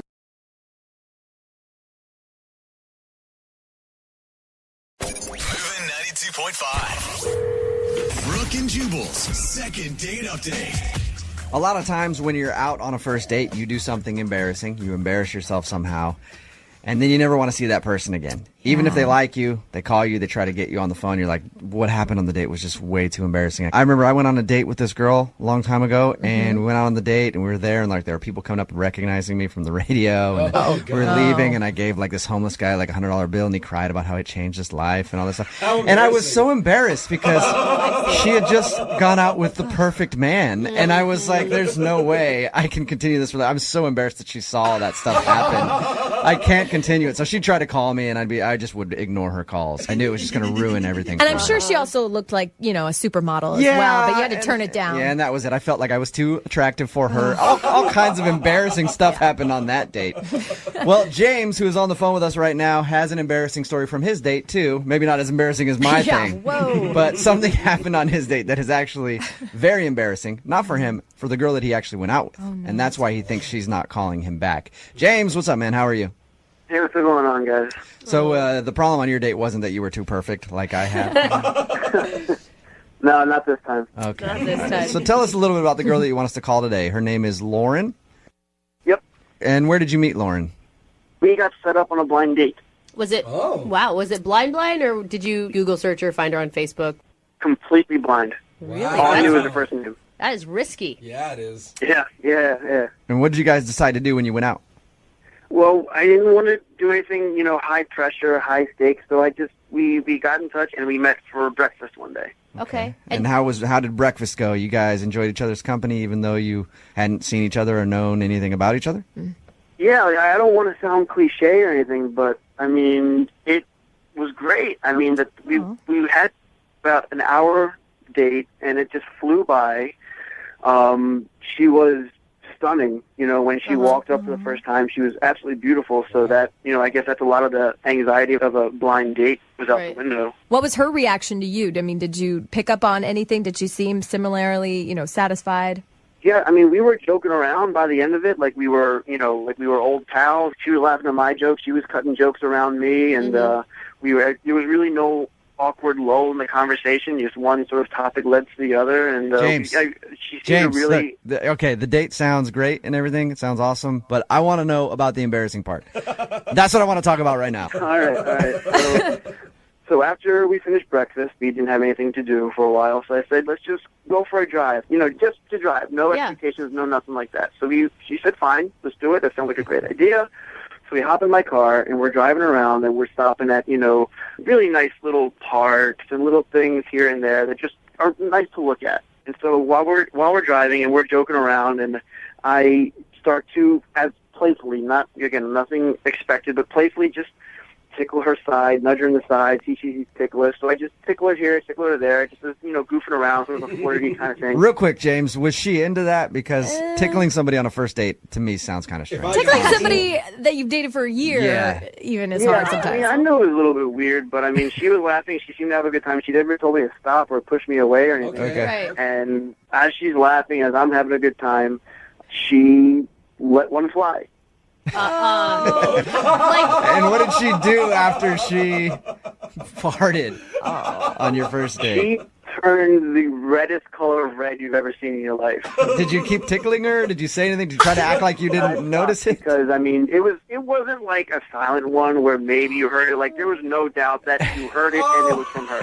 Did you start laughing? I did not know. It's like you put the mute button on the car. Yeah. And it's just like It's so hard not to sometimes, though, because farts are so funny. I wouldn't have known how to react in that situation. I think I would have just acted like it didn't happen, but obviously it's one of those situations where, like, if you're on an elevator and you smell something, you're like, one of us did it. Yeah. And nobody make eye contact. Nobody just will pretend. But unfortunately, the elevator is safer because in a car with two people, it's a pretty short process of elimination. Well, I was gonna say, and unfortunately, you're stuck with her now because you're on a date. So yeah, so you could tell she was really embarrassed. She was like slinking down in her seat. She was trying to to get as close to the door as possible. Like she was so embarrassed, and it happens. These things happen. It's what happens inside of us. I was trying to tell her, like, it's okay. You got nothing to worry about. Everyone does it. I do it. We all read that book growing up. It's just a natural thing. And what was her response to that? She was, she was like, thank you. I understand. It's just really embarrassing. And she could tell that I was trying to help her, but I felt bad for her. I really did, because she was really beating herself up about it, and she didn't really have a reason to. But I understand where she was coming from. Yeah. Now, I'm assuming your date ended shortly after that. It did. I asked her if she wanted to keep driving or if she wanted to call it, and she said, I think, I really had a great time, but I need to get going. I got stuff to do. Mm-hmm. So we drove back to the restaurant where we had breakfast, and that's where her car was, and we sort of did that, awkward goodbye where we both kind of still have the seatbelts on, but we hugged across the steership, That's so awkward. passenger to the driver's side. Right. Okay. And I asked her, can I call you or can I text you? Can I see you again? And she told me she would text me or she would call me. And you haven't heard anything from her at all? No, not a thing. Have you tried to get a hold of her? Yeah, I've texted her a couple times, and I called her once, and it went right to voicemail. But otherwise, nothing. Okay. I can't imagine being so embarrassed about one fart that you wouldn't ever call a guy again, girls- especially when the guy is expressing so much interest Yeah, but in you girls still. don't fart. Like, Yeah. we don't think about that. And if she wasn't embarrassed before, now all of Seattle knows what you did. You're very embarrassed now. All right, well, we're going to play a song, come back, call her, and get your second date update, okay? All right, thanks, man. All right, hold on. Moving 92.5. Brooke and Jubal in the mornings. Second date update. You know, James, I think I know how you screwed up on your first date. Yeah? Yeah. I was thinking about it. James wants us to call this girl named Lauren today. They went out on a breakfast date. And it was all good and everything else, but the most important part of the date that we need to remember is she farted on their first date because he was tickling her, and then she was very embarrassed about that, and the date ended shortly after, and he thinks that she's not calling him back because she's embarrassed. And she probably was very embarrassed, and I think, James, the mistake that you made on your date was after she did that, after she tooted, you just try to make her feel better by consoling her and being like, oh, don't worry about it. Everybody does it. What you should have done was fart yourself. Absolutely. Louder than her. And then you guys could have like a little fart battle in the car, and then it would be cute to be like, see, everybody does it, you know? That's actually a good idea. If I had that talent, I might have. Okay, Yeah. if you could do it on command. All right, you ready to call her and see if the reason that she isn't calling you back is because of Fartgate? Yeah, let's do it. All right, man. Dial the phone right now.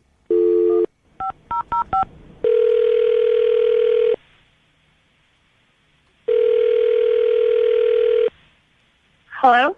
Hi, can I speak to Lauren, please? This is she. Hey, Lauren, how are you? This is Jubal from Brooke and Jubal in the Morning. Where are you calling from? Brooke and Jubal in the Morning, the radio show. Okay. Why are you calling? I'm Sorry. calling because we do a segment on our show called the Second Date Update. It's where if you go out on a date with somebody and then aren't calling them back, and they email us to see if we can get you on the phone and ask if something went wrong. Okay, I didn't email anyone. I know you didn't email I us. didn't give the... Okay. Somebody emailed us about you, though. About me? Mm-hmm. Yeah, you recently went out on a date with one of our listeners. Okay. His name is James. Oh, my God. You remember going out with James? You know what? I don't think this is a good idea for me to talk to you. Really? Can I just tell you real quick what he said about you? Because I really would like for you guys to go out again because he liked you a lot. Well, first of all, he shouldn't have said anything about me. Okay. Well, he told us about your first date, and he told us about the embarrassing incident. What do you mean? Well, he said that during the date, he was kind of tickling you and you're messing around, and then you passed gas. Oh, Lauren. He told you that? Yes, he did. It's okay. Don't be embarrassed. But it's not a big deal, and that's why we're First of all, it's not even about being embarrassed. I cannot believe he would. So, what was the whole point of him calling you and he called Okay. you to tell you that so you could just embarrass me on the radio? No, not at all, Lauren. He called and told us that because when we do this segment, we always talk to people about the date that they went on to figure out if there's anything awkward that happened. Well, that's really messed up. He shouldn't have told you that because it was private. Okay, I'm sorry about that. The only reason he told us that, though, was because he thought that's why you weren't calling back because you were embarrassed. This is so up. He should be embarrassed. He's a complete weirdo. Like, I thought he was a psycho, and obviously he is. Why do you think he's a psycho? First of all, it was like weird that he was tickling me, by the way. That's like so weird. I thought that. Okay, so you sound like you don't like him very much before we let you... I mean, like, I'm sorry. If you would like to know what a weirdo he is, I'm happy to tell you because obviously he has no problem calling a radio station and telling them something personal about me. I would love to hear what a weirdo he is. And I'm sorry. You shouldn't be embarrassed. We're not trying to embarrass you at all. No. It's more just so James can know why you're not calling him back. Well, so we went out for breakfast on our date because, like, I wanted to make sure he wasn't a weirdo. And it was actually nice. And then he wanted to know if I wanted to take a drive. It was a really nice day out. And on the drive, it was beautiful. It was, like, the perfect day. And so we stopped at some parks. Like, we just stopped at various places. But then when we got to one, like, place and he pulled over. And I was like, oh, I thought he was going to try to make out with me. And he told me that he had something he wanted to show me. So he got out of the car, and I got out of the car, and he walked me back to the trunk of the car. Oh, my gosh. That is scary already. What was going through your mind at that moment? I was worried that there was going to be, like, a sledgehammer, but I was hoping it would be, like, I don't know, like, maybe he was getting a jacket or something. You know what I mean? I was like, maybe he's getting a jacket. Right. So he opened the trunk, and he pulled out an urn. Okay, Okay. like a silver urn. Weird. And he said, "This is really important to me. Like, this is really special to me. This is my father."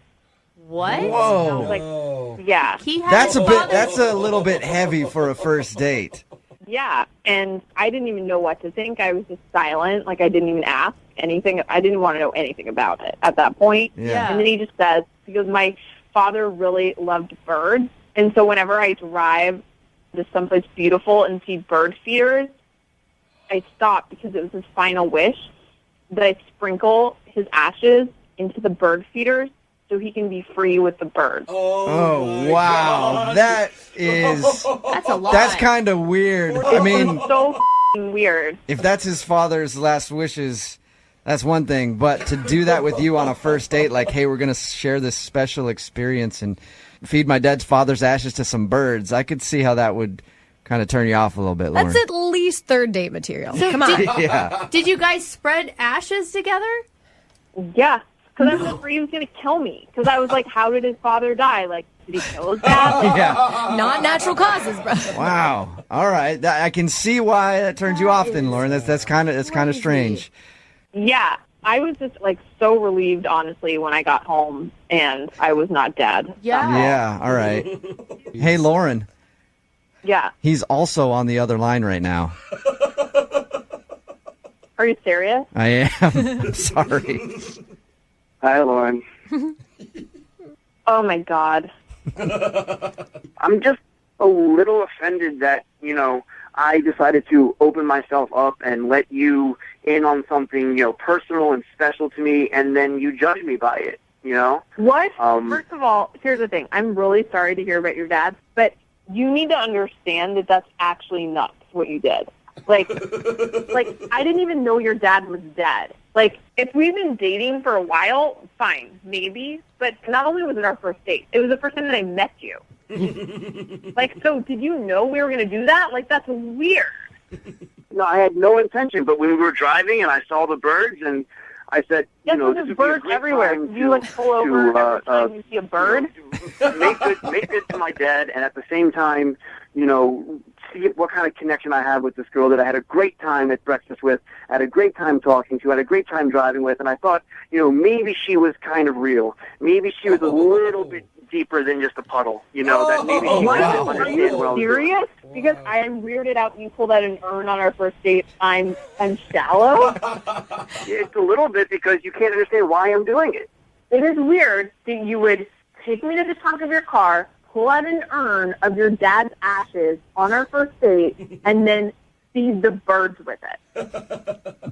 I mean, I didn't get weird when, you told me about all these traditions you have with your grandma and all these other things. Okay, that is f***ing different. I was telling you what we used to make on Thanksgiving. If I told you that she was dead and I baked her ashes into a pie and ate it every Thanksgiving, then it would be the same. Must I remind you that I overlooked the fact that you completely stunk up my car.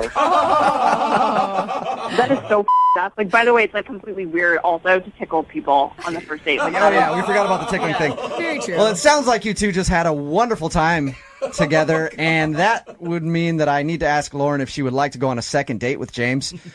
We'll pay for you on a second date. No? You answered before I was even done asking the question, Lauren. No, I'm sorry. I just can't. I understand that this is very personal to him, that I cannot. All right. James, I'm sorry, man. No second date for you. Can't blame the guy for trying, I guess. Yeah. Maybe just wait a little while to bust out your dad's ashes on a date, I could probably try that out. Yeah, try that, and then also wait a little while to bust out the tickling on a date. Yes. She should not order the burrito. Brooke and Jubal in the morning.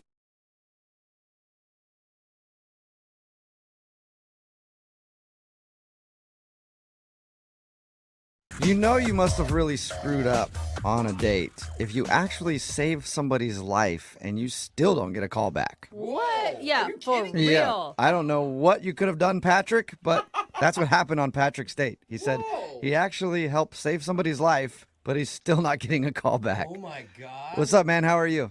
Hey, how's it going? Dude, this Pretty sounds good. like an insane date. You know what? It was honestly one of the craziest experiences I've ever had. Oh, Whoa. I bet. You said you saved somebody's life. Unless that happens to you all the time, I would have to think it's a crazy experience. No, I don't do that all the time. Actually, I know.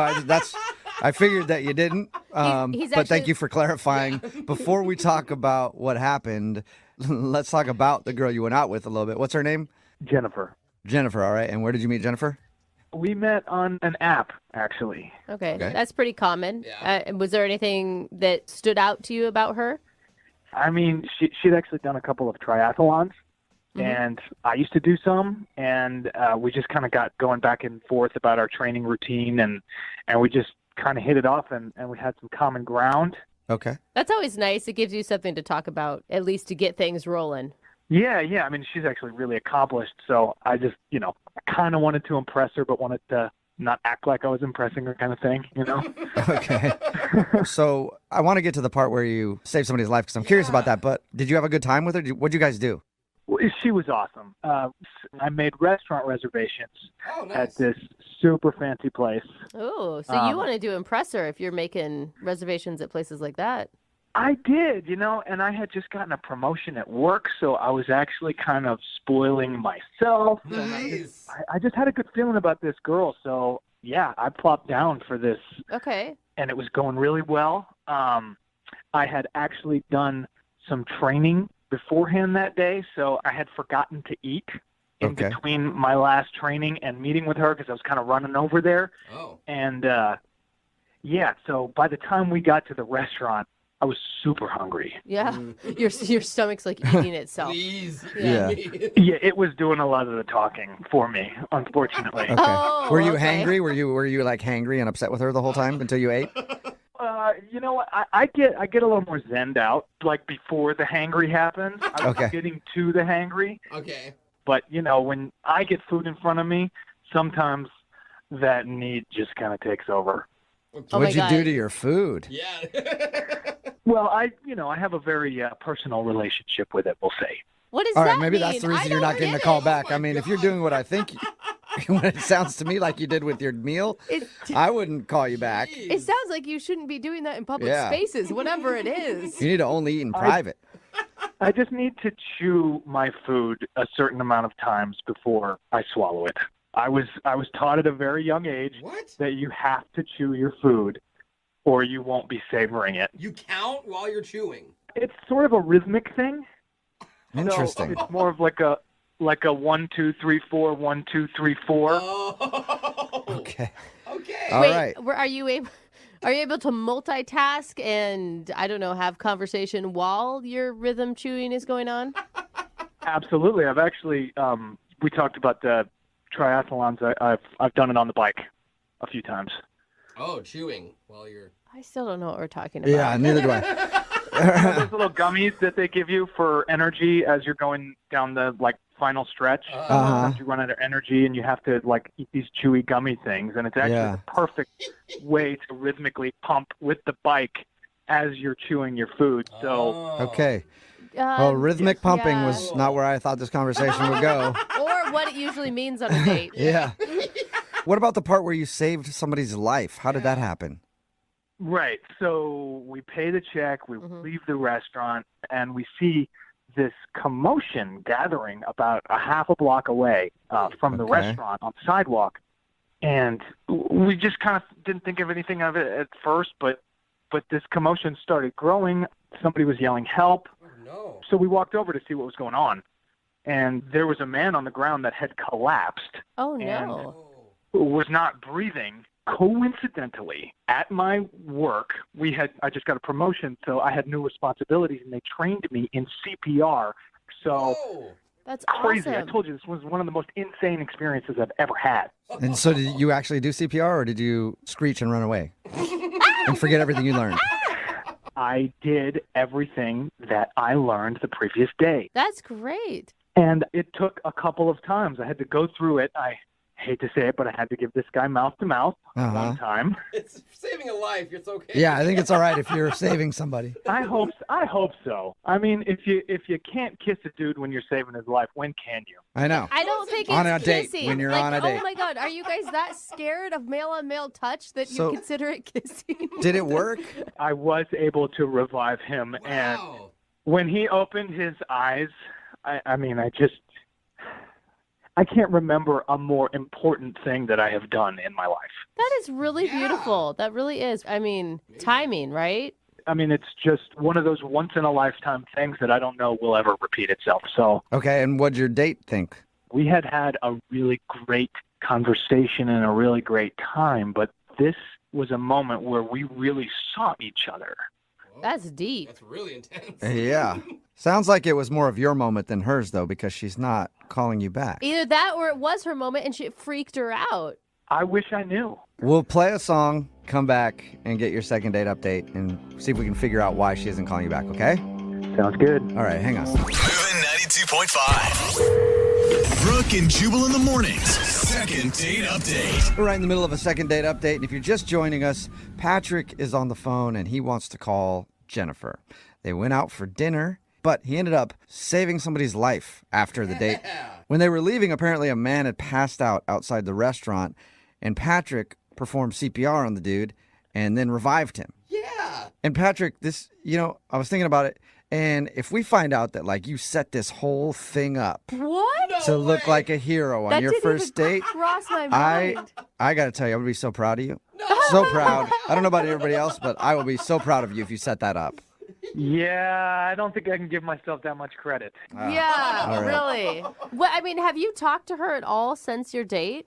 No, I've tried to reach out to her several times, and not too many, Right. I mean, it is pretty crazy that she hasn't called you back, even if she didn't like you that much. I mean, you guys, that's a pretty intense thing to share. I thought it was a pretty special moment myself. Okay. Okay, that's probably not the right way to describe a man almost dying, but whatever. Yeah. After, when he came back. Okay. That was the special moment. Okay, I'm going to dial her phone number right now and see if we can figure it out. Here we go.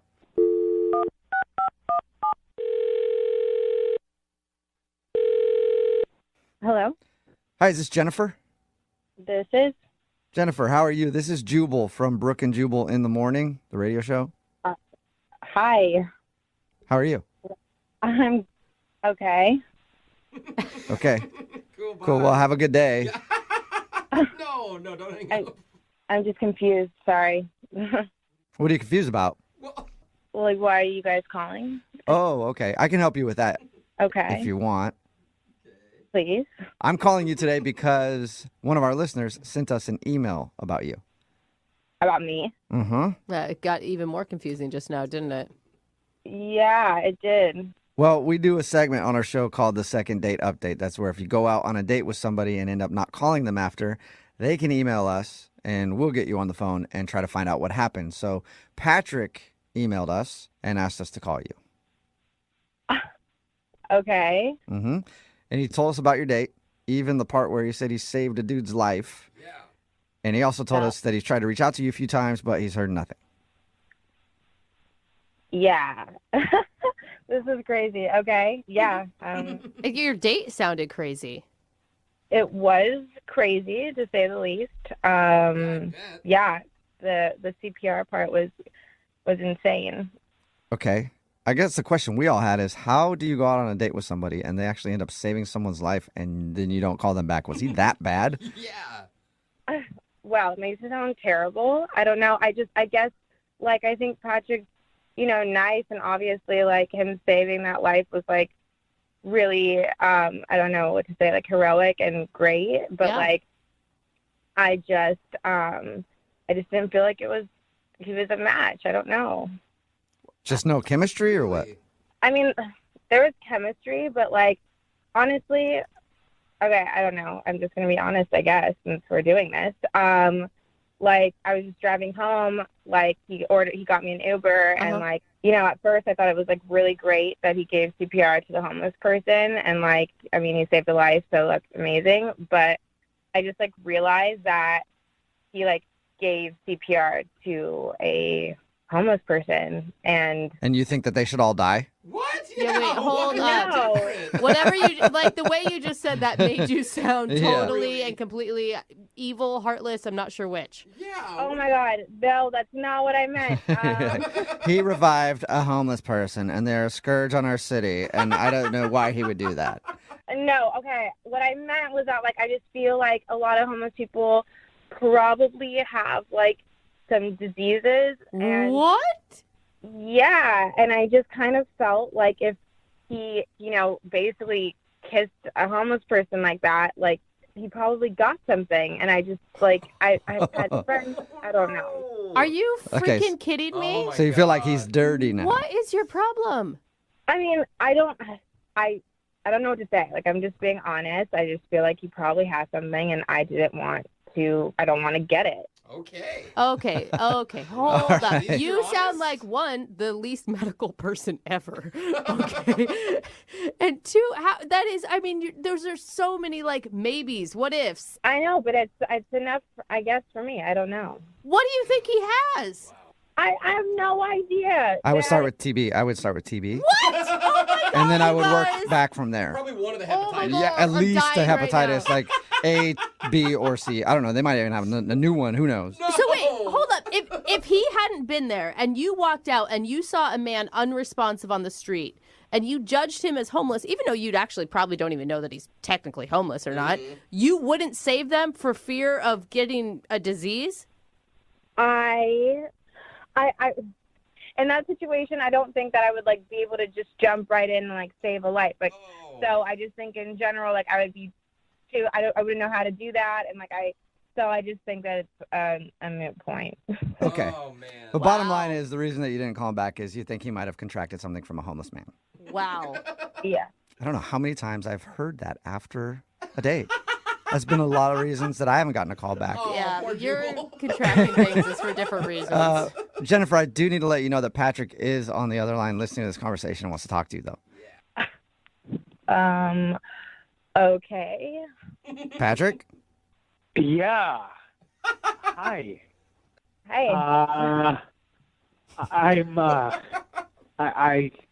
don't think I know what to say.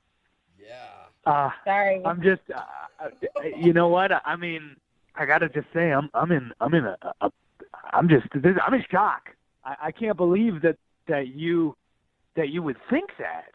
Are you, like, in nice shock? Because I'm in, like, furious shock over here.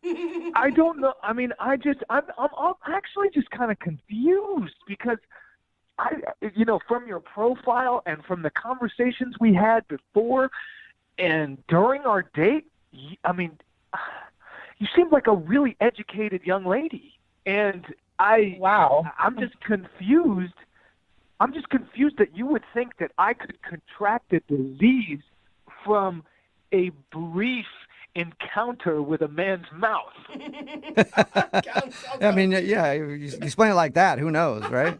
I had to give him mouth to mouth. He was not responding to the initial CPR that I was giving him, so I had to do what I did.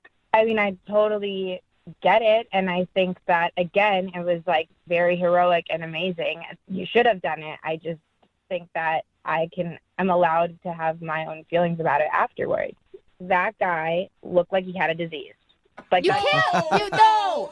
What made him look like he had a disease? Give us some details. I'm just, like, his hair was just, like, so, like, tangled. Oh, and tangled hair disease. So, no. I mean, he pretty much just looked like a hipster to me, Jennifer. Yeah. I mean, It's a seriously, very thin though, line between homeless and hipster. like, you're kissing dudes that you meet on apps, you think that they don't have disease. Like, they have just as much chance for disease as a homeless guy on the street. I mean, now, I don't know. I just, like, I don't want to debate about this for forever. Like, this is how I feel. And I just don't really want to deal with that. Like, I'm super focused right now, and I'm, like, healthy, training. So I just don't want to deal with, like, any of that stuff. I am still so blown away by your reaction to this, but if it makes you feel better, I can't believe I'm saying this. I will go and I will get tested. If it means For what? Everything? Yeah, what are you going to have him test you for? How do you even want to go out with her again, Patrick? I just want to prove it to her. I just want to prove it to her that me saving this man's life in no way put me in harm's way or possibly gave me a disease. I just want to disprove that theory. Okay. Honestly, like, I don't know. I think it's just still too soon, and like something can still come up, and so you can get. Yeah, some of that stuff can take months, Jennifer, before it actually pops up on a test. Because the problem is it's her feeling. It's not actual science or actual facts. Now that's just an opinion. I don't get that, Jennifer. You think every ER doctor and ER nurse in this country has a disease because of people that they've helped? No, I just think that maybe Patrick does. All right, well, Jennifer, would you like to go out on a second date with Patrick? We'll pay for it. We'll even pay for his health screening. I honestly, I'm sorry. Like, I know, Patrick, you seem super nice, and like I like can tell you're making a lot of effort, even just like with the phone call. But like, I just don't think I can. Oh, this is so dumb. I guess I can't really argue with that. Rejection is God's protection. So. Okay. Really? I thought it was Trojan. I'm with you. Well, I guess I should have used protection when I was saving this man's life. Yes. Oh my God, And that from is now not on, what we before- learned here, you guys. Before you perform CPR, always make sure you have some protection on you, okay? Yeah. Oh my God. Brooke and Jubal in the morning. 592 says, I think you guys just spoke with the worst human on the planet. Which is really saying something because we've talked to a lot of terrible human beings on this show. Yeah, we have. Brooke and Jubal in the morning. I'm talking about today's second date update. If you missed it, Patrick wanted to call this girl named Jennifer.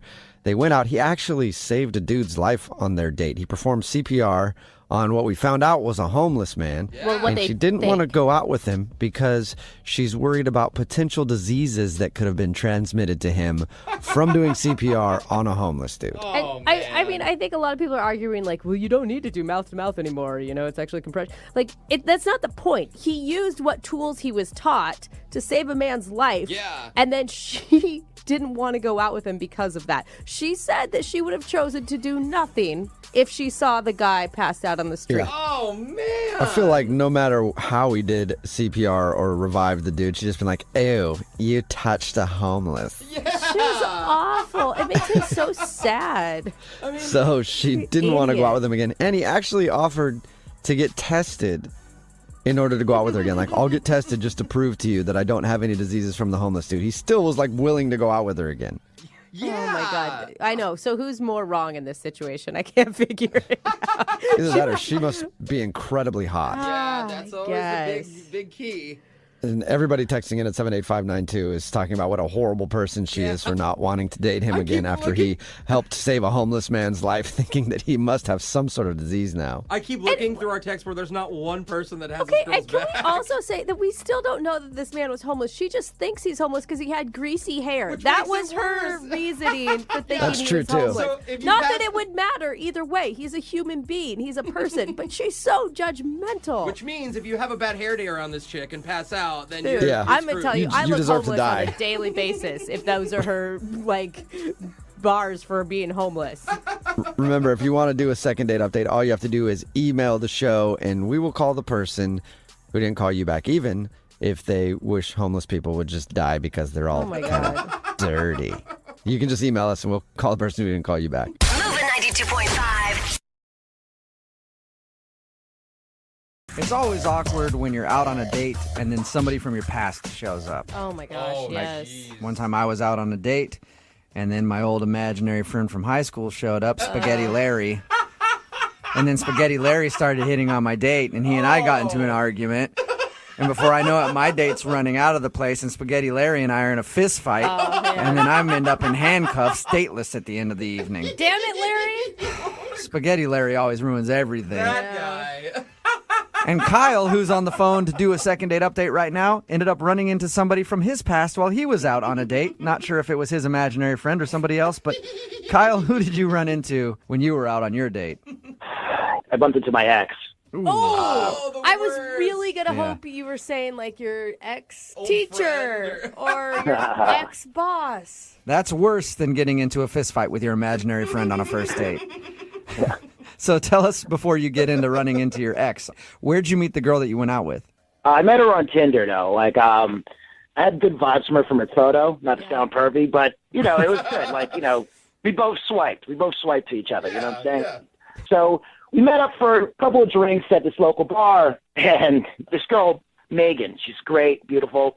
We were vibing, so then I went to the bar to get some drinks, and then right there, lo and behold, I saw my ex, Kathy, who I just broke up with, like, a month ago. So still fresh. Yeah. I thought this was like an old ex. Yeah.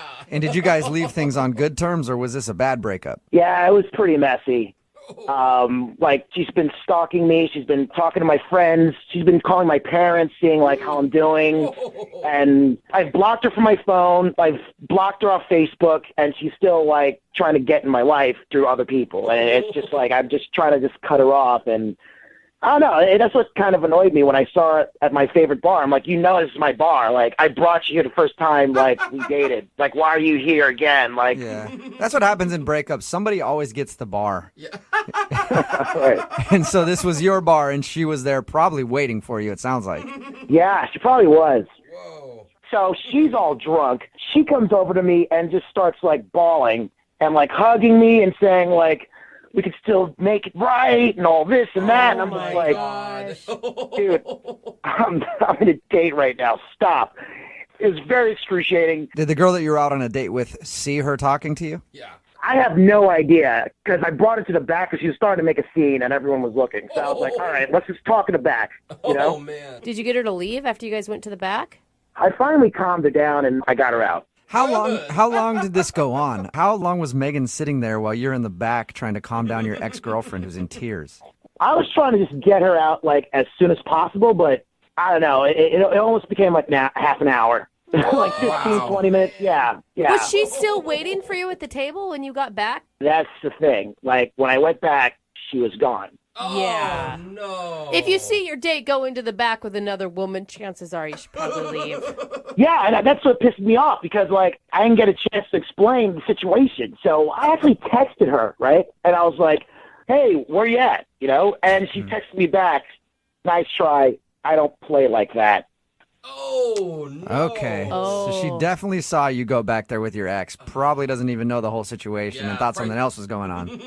Yeah, she probably thought I was macking on some other chick when I was trying to get a drink, and she probably thought, oh, I'm a player. Like, I'd probably think the same way, Yeah, definitely. I would think the same thing if that happened to me. Was that the last thing you heard from her, just that text, or did you guys talk more? That was it. Like, I texted her, let me explain, but just a wall of silence. Yeah, I don't blame. I mean, there's so many red flags there. Even if you weren't hitting on another person, like, there's a crazy ex involved. Even then, that explanation. Yeah. I mean, baggage. Are you ready to date? Yeah, I've been ready to date for the past 6 months since I was dating Kathy. Okay, she's a psychopath, and like, I that's why I'm calling you guys because like I want to move on, and Megan's awesome, and I just want a second chance because like. I get it, it's the first impression, but, like, that's not me. Yeah. Okay, well, we'll play a song, come back, call her, and get your second date update, all right? Awesome. Thank you, man. Yeah, man. Hang on. Moving 92.5. Brooke and Jubal in the mornings. Second date update. Right in the middle of a second date update, and if you're just joining us, Kyle is on the phone, and Kyle basically went on a first date with his ex-girlfriend. Because he ended up spending more time with her than he did with the girl that he actually was out with. He met a girl off of Tinder. Her name is Megan. They went out to his favorite bar, and who was there? His ex-girlfriend. When he walked to go get some drinks, his ex approached him in tears, and then he had to pull her to the back of the bar and have like a half an hour conversation. During that time, Megan, the girl that he was out with, left and hasn't talked to him since, other than a text message that just said, I don't play like that. Oh, man. So we're assuming she saw him talking to his ex and doesn't know the full story. He at least wants to get her on the phone and tell her, hey, that was my ex-girlfriend. That doesn't mean anything. All right, Kyle, are you ready? Yeah, let's go. Kyle, this is going to be a really hard sell to get her to go out with you again. Hey, I'm the victim in all of this, okay? Like, I didn't get a chance to explain what happened. It's not my fault. This is a circumstance that happened beyond my control. Yes. And I feel like I deserve another chance because, like, my ex scared her away from me than me. At least have me alienate you, not my ex, you know? If I'm going to screw this date up, I want it to be on my own terms, not my ex-girlfriend's terms. Correct. Okay, I'm dialing her phone number right now. Here we go.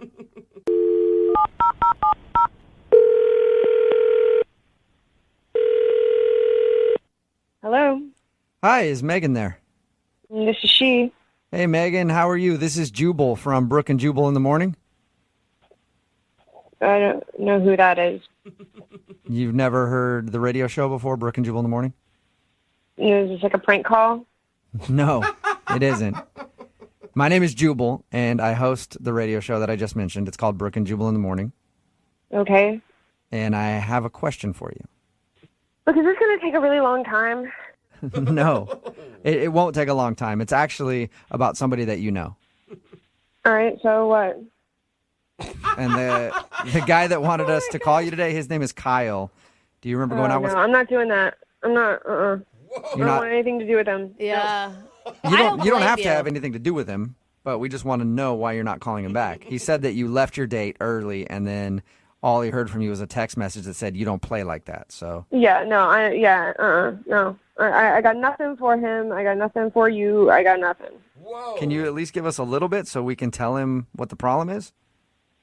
I mean, he should know what the problem is. We were there 15 minutes, and he went off to, like, have a private huddle with some drunk girl in the corner. And so I thought, okay, she's easy pickings because she's already wasted. I don't even know what. And so I'm like, I'm out of here. F all this, you know.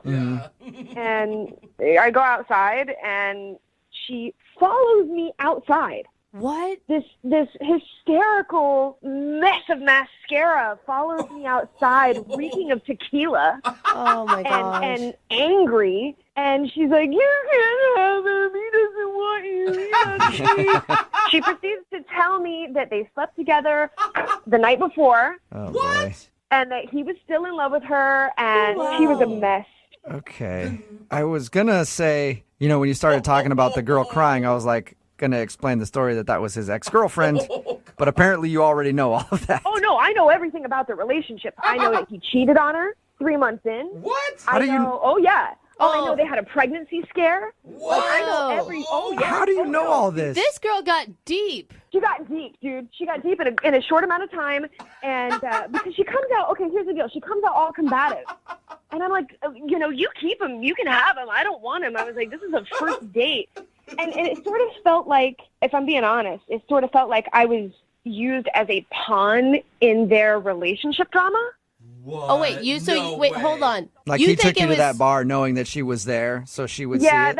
That's really what it felt like to me. No. So did you feel sorry for her? I mean, at first I was like, all right, I'm going to take my earrings off and this is going to happen. In a real way. And then she was just so broken and defeated and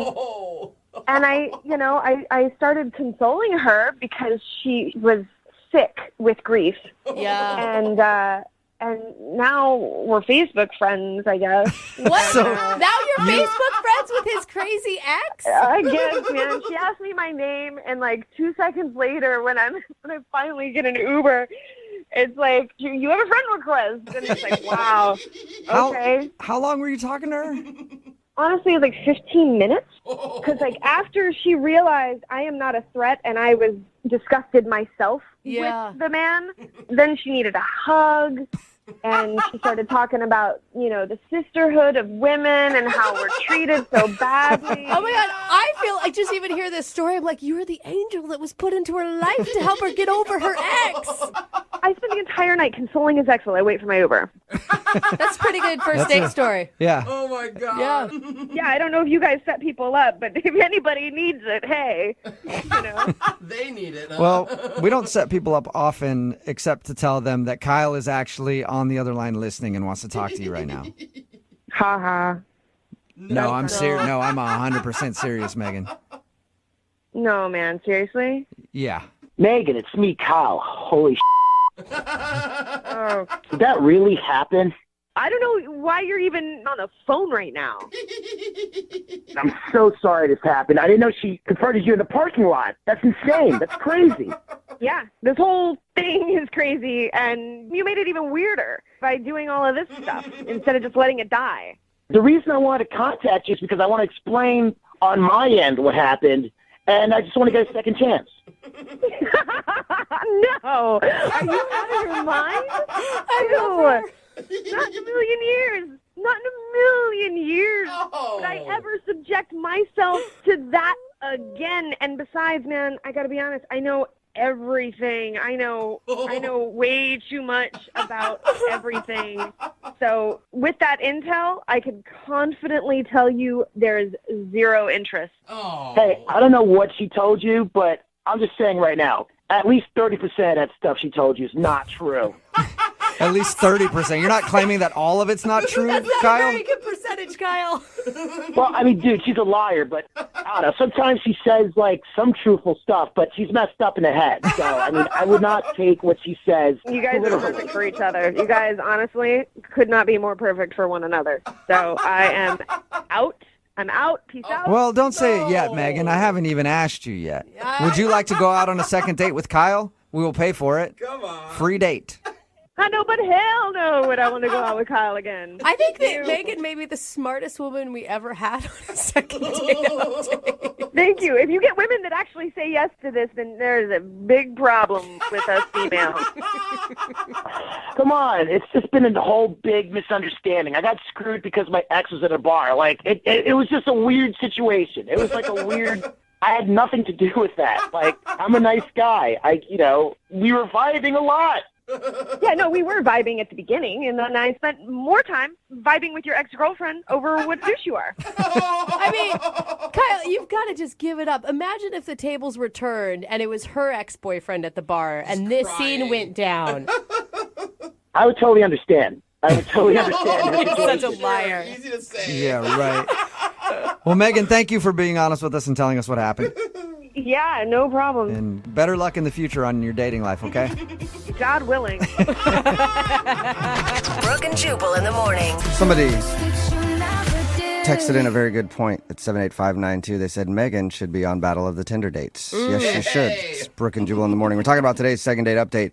If you missed it, Stu Kyle wanted to call a girl named Megan. They met off of Tinder, and during their date, his ex-girlfriend actually showed up, which is obviously an awkward situation. Yeah. Usually that's not like something like, oh, hey, how are you? Sit down and have a drink with us. Hey, how pleasant to see you. Well, we got Megan on the phone, and she told us that Kyle's ex followed her outside of the restaurant and told her that they slept together the night before and that she was still in love with him. And, of course, there was a lot of tears when she was telling her that. I don't know why Megan wasn't like, cool, this is going to be a great relationship. Yeah, this is off to the right start. That sounds fun. Yeah. Kyle was shocked that his ex did that, followed her outside and told her all that stuff, but he also said he was 30% sure that the stuff the ex told her wasn't true. 30%. So there's still a lot of it that was true.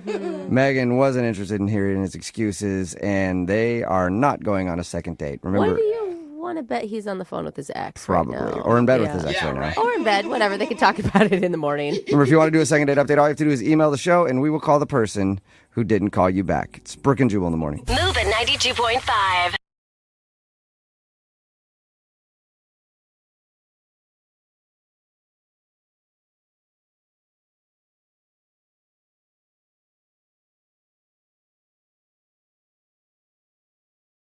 Moving 92.5. Brooke and Jubal's second date update. Today's second date update is crazy.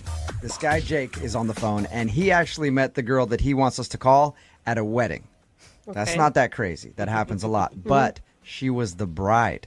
What? Okay, we don't even want to be involved in this. I'm going to put my foot down right now. I'm just kidding. Oh, She thank wasn't God. But he did meet her at a wedding. Oh, my God, Jubal. What's up, Jake? How are you? Good. How are you? Good. Oh. So your email said that you met the girl that you want to call today at a wedding. I made up the bride part. Tell us a little bit about her. Well, I mean, she's really hot. The first thing that attracts anyone. Right. I did notice that she was packing heat in her booty. There you go. That's nice. So you were at this wedding and you were like, damn, that is... No, I definitely was. I was eyeing the buffet before, but then I saw that and I'm like, Wait a second. There's a much bigger honey glazed ham over there I would like to sample. So how did you approach her at the wedding? Did you already know her? Is she a friend, or did you just meet her there? She knew the groom, and I was friends with the bride. Okay, so you didn't know her prior to the wedding. You met her at the wedding. No, I did not. We met at the wedding, yeah. Okay. And were you watching her the whole time to make sure she wasn't there with the date, or were you just crossing your fingers and hoping for the best? I was just hoping. In retrospect, I probably should have checked. Yeah. Most people go to weddings with dates, so. Right. No, I didn't check. I just figured, what the hell? How often am I going to be able to see someone like that? I might as well approach her while I can. So how did you approach her? Well, this is really stupid thinking about in retrospect. I went over to her and I pretended to drop my wallet, and then I picked it up in front of her, and then I was like, oh, sorry, I didn't mean to get in your way, and then I was like, hey, I didn't recognize you. Are you, oh my God. Do you know the bride of the groom? And she's like, oh, well, actually, I'm friends with the groom. And I was like, oh, well, I'm. So that actually worked? You dropped your wallet in front of her like, oops, sorry about that. Well, in my mind, it worked better than it actually did, but I think that it worked somewhat. Did she see through it? She knew, obviously, that you were trying to pick up on her, right? I'm pretty sure she did. I'm pretty sure that she was aware. It makes it easier also to ask for the number, like, hey, obviously I'm hitting on you. Can we go out? So you guys did go out, though. Tell us about your date. Originally, we were going to go out to dinner, but I worked really late that night. Mm-hmm. And so, I called her like 4 or 5 hours before our date, and I was like, hey, I have this big project I have to be able to finish, so can we just do the date at my place? I can cook you dinner, and, maybe we can watch something. Was that really your excuse, or was this just a plan to get her back to your place? No, that is. I swear. From now on, you're going to use it as an excuse. Yeah, I guess that I should. And so she came over to your house, and then what'd you guys do? I made her dinner, and then we watched a movie, and we had a few drinks, made out a little bit. Nice. Is that it? Just make out, or did you guys do more? Yeah, no, that was kind of it. Oh, you're letting me down. I thought I was like, man, this started off as a dinner date at a restaurant, and now he's like, just said, I have to work late. Now she's back at the house. They're drinking, watching TV. This is going to end great. So you made out for a little while, and how did everything end with her? I thought at least it went well, and the next day I went to text her just to check up to see how things were, and she never really responded. So have you heard anything from her at all? No, nothing. Was the conversation easy when you guys were together, or was it like some awkward stuff?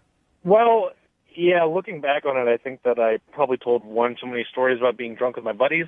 I'm going to go with I've been in that position before, because I have a lot of drunk stories. It's pretty much the only stories I have. And so if I'm out on a date, I realize like, oh man, like every single story that I've said has been about me being hammered. And they're impressive to your bros. They're not impressive to the lady. No, not. See, I had the same problem that Jubal had, because I was like, yeah, this is a really great story. I got I'm drunk in that story. I'm drunk in that story too. All right. So you think maybe that she just thinks you're like a party dude or something? That's what I'm afraid of. Yeah. Okay. Oh, yeah. And that's why I wanted to call you guys, because, I can legitimately have a normal date where we go to dinner and I don't talk about how I got drunk with my buddies all the time. All right. Mm-hmm. I feel like, and the ladies can correct me if I'm wrong on this, but I feel like if you do that, if you talk about being drunk all the time, maybe a girl will look at you like, oh, you're not the type of dude. Yeah. And that's the thing. I'm afraid, because it was a first meeting, that she may just have the wrong idea, and I would love the chance to make it up. Explain it to her that you're not always drunk. All right. Well, we'll play a song, come back, call her, and get your second date update, all right? Thank you. Okay, hang on. Moving 92.5. Brooke and Jubal in the mornings. Second date update. All right, Jake is on the phone, and today he wants to call a girl named Eliza. They met at a wedding, ended up having a date back at his house. He made her dinner. They watched some TV, made out a little bit. But then she left, and he hasn't heard a thing from her. The only thing that he thinks went wrong on the date is maybe he told one too many drunk stories, and maybe it turned her off. Because girls love it when you're on a first date, and you're just like, yeah, me and my buddy Chet, we're just like crushing beers. Oh, I got another story for you. It's about when me and my buddy Chet were crushing beers. It's like, So he feels like he kind of did that number, and now she's like, I don't know if I want to date this dude. He seems just like a kind of a douchebag. Would that be an appropriate breakdown of your date, Jake? Unfortunately, yeah. All right. Well, I'm about to dial the phone number. Any last thoughts before we get her on the phone? I really do think that I can make it better. I really do think I can. Okay, cool. Well, I'm going to dial the phone number, see if we can get her on the phone. Okay? Okay. All right, here we go.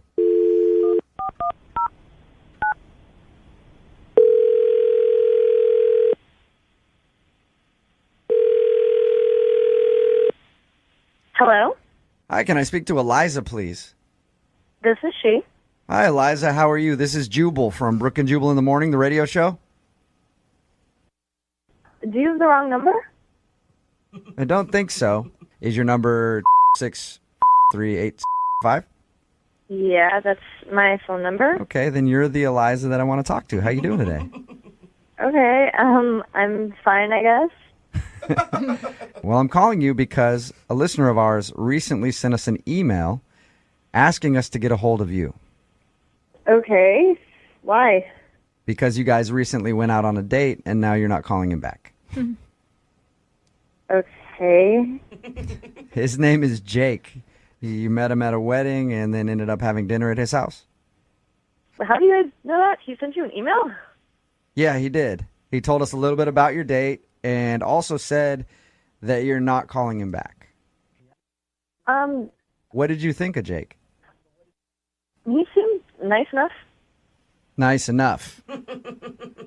Yeah, from meeting him, he seems like a good guy. Okay, so everything you're saying sounds like you don't think that about him anymore, though. Well, I mean, I'm not calling him back, so. Okay. Good point. Yeah, very good point. Do you mind telling us why you don't want to see him again? He's curious. Well, he kind of canceled our dinner date and invited me to go back to his place, which, I was a little skeptical about if he was just trying to get me, to go back to his place and have dinner there and whatever, but. He told us about that, and I thought the same thing, Oh. because I even asked him when we talked to him, and I was like, that was a great excuse to get you back to his house, but he was 100% legit. He was working late. Yeah, it sounds like a lie. But did you enjoy dinner and everything with him when you went over to his house? I did, and we had a good time at first, and then after a few drinks, we just kind of started talking, and he started just telling me stories about, like, all of his late nights with his buddies and how they get wasted every weekend and, like, all these crazy stories. And I don't know, I was just kind of a little taken back by that. Okay, was it just too many drunk stories? Well, yeah, and I mean, he started saying that his nickname was the Moose. The Moose? And, Why is his nickname the Moose? Did he explain that? Or well, he told me that his buddies call him that once they all start, and once especially he starts drinking. What is Why? he do? Did he Yeah, give you what an is- explanation? He gave me a demonstration. A demonstration? I've got to hear A this. demonstration of why they call him the Moose. Does it involve showing you a body part? Because that's where my mind instantly went. No. No. He actually just grabbed the bottle of wine from the table and started chugging wine straight from the bottle. Really? So was he just getting hammered on your date then? I don't know exactly. He was drinking a lot. Okay. Did he well, that's want what you the to Moose like? does. Did he want you to like start chanting "moose, moose, moose" during it?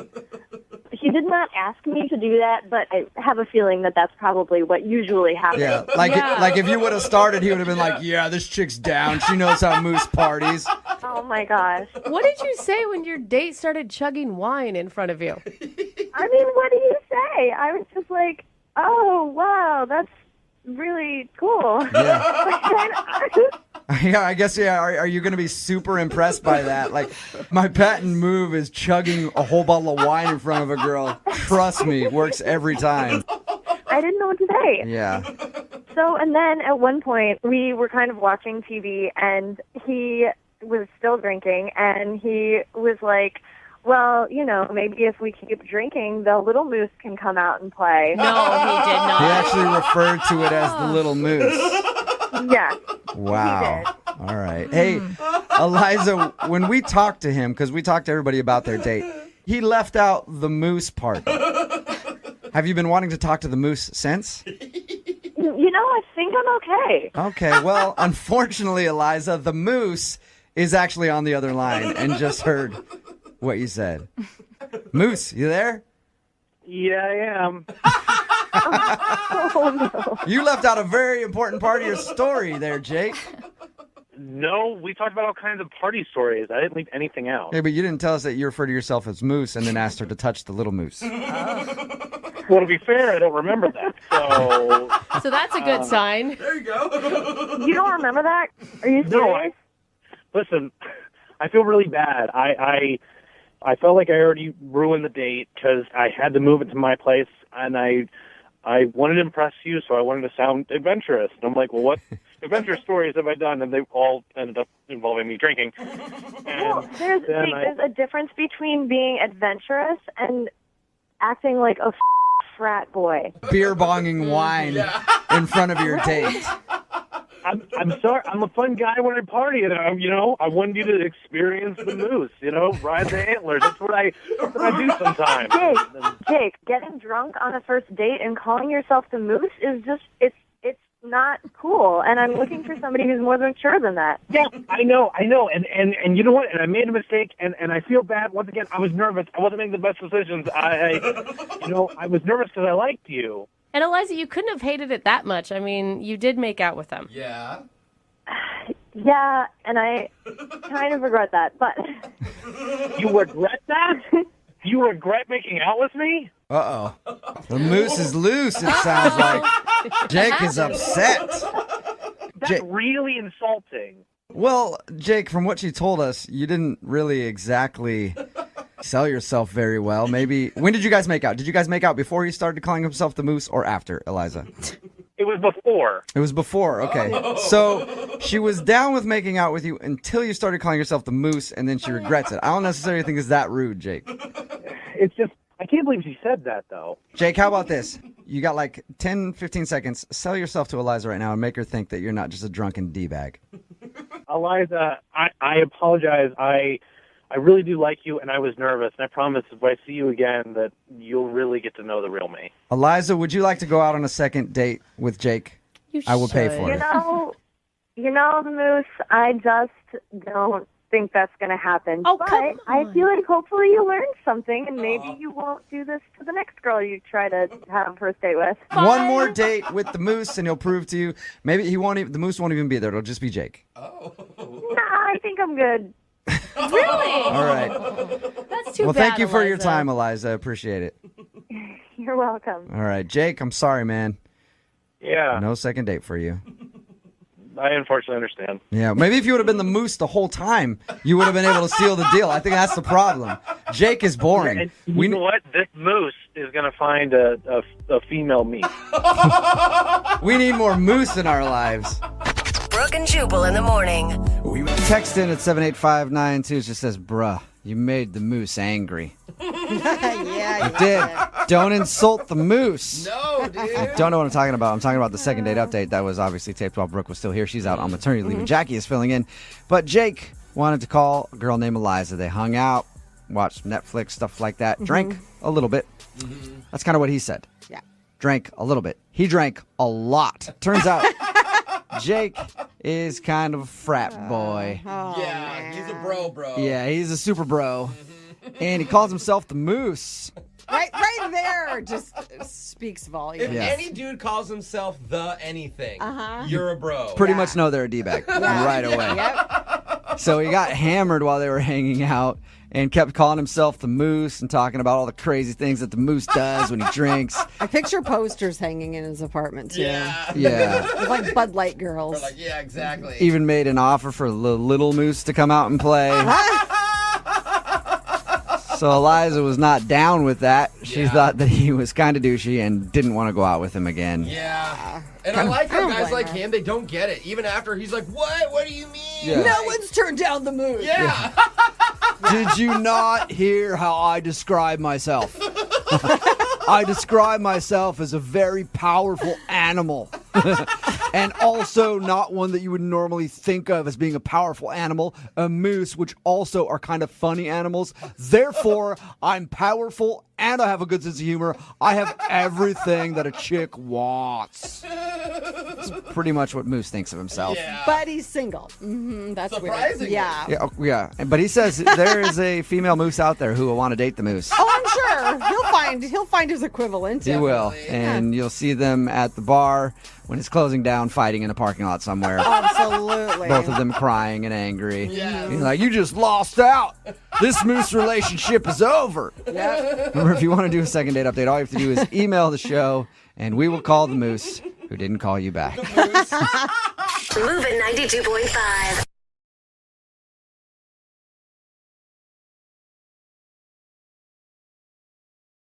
It always surprises me that people actually fall for pickup lines. But we get emails in for second dates at times where people are like, they had a sweet pickup line. I'm like, people actually use those, and then they do actually work. That's always confusing to me. But Morgan's on the phone, and I guess some dude used a clever pickup line on her that she just couldn't resist. Before we get to what the line was, Morgan, how are you?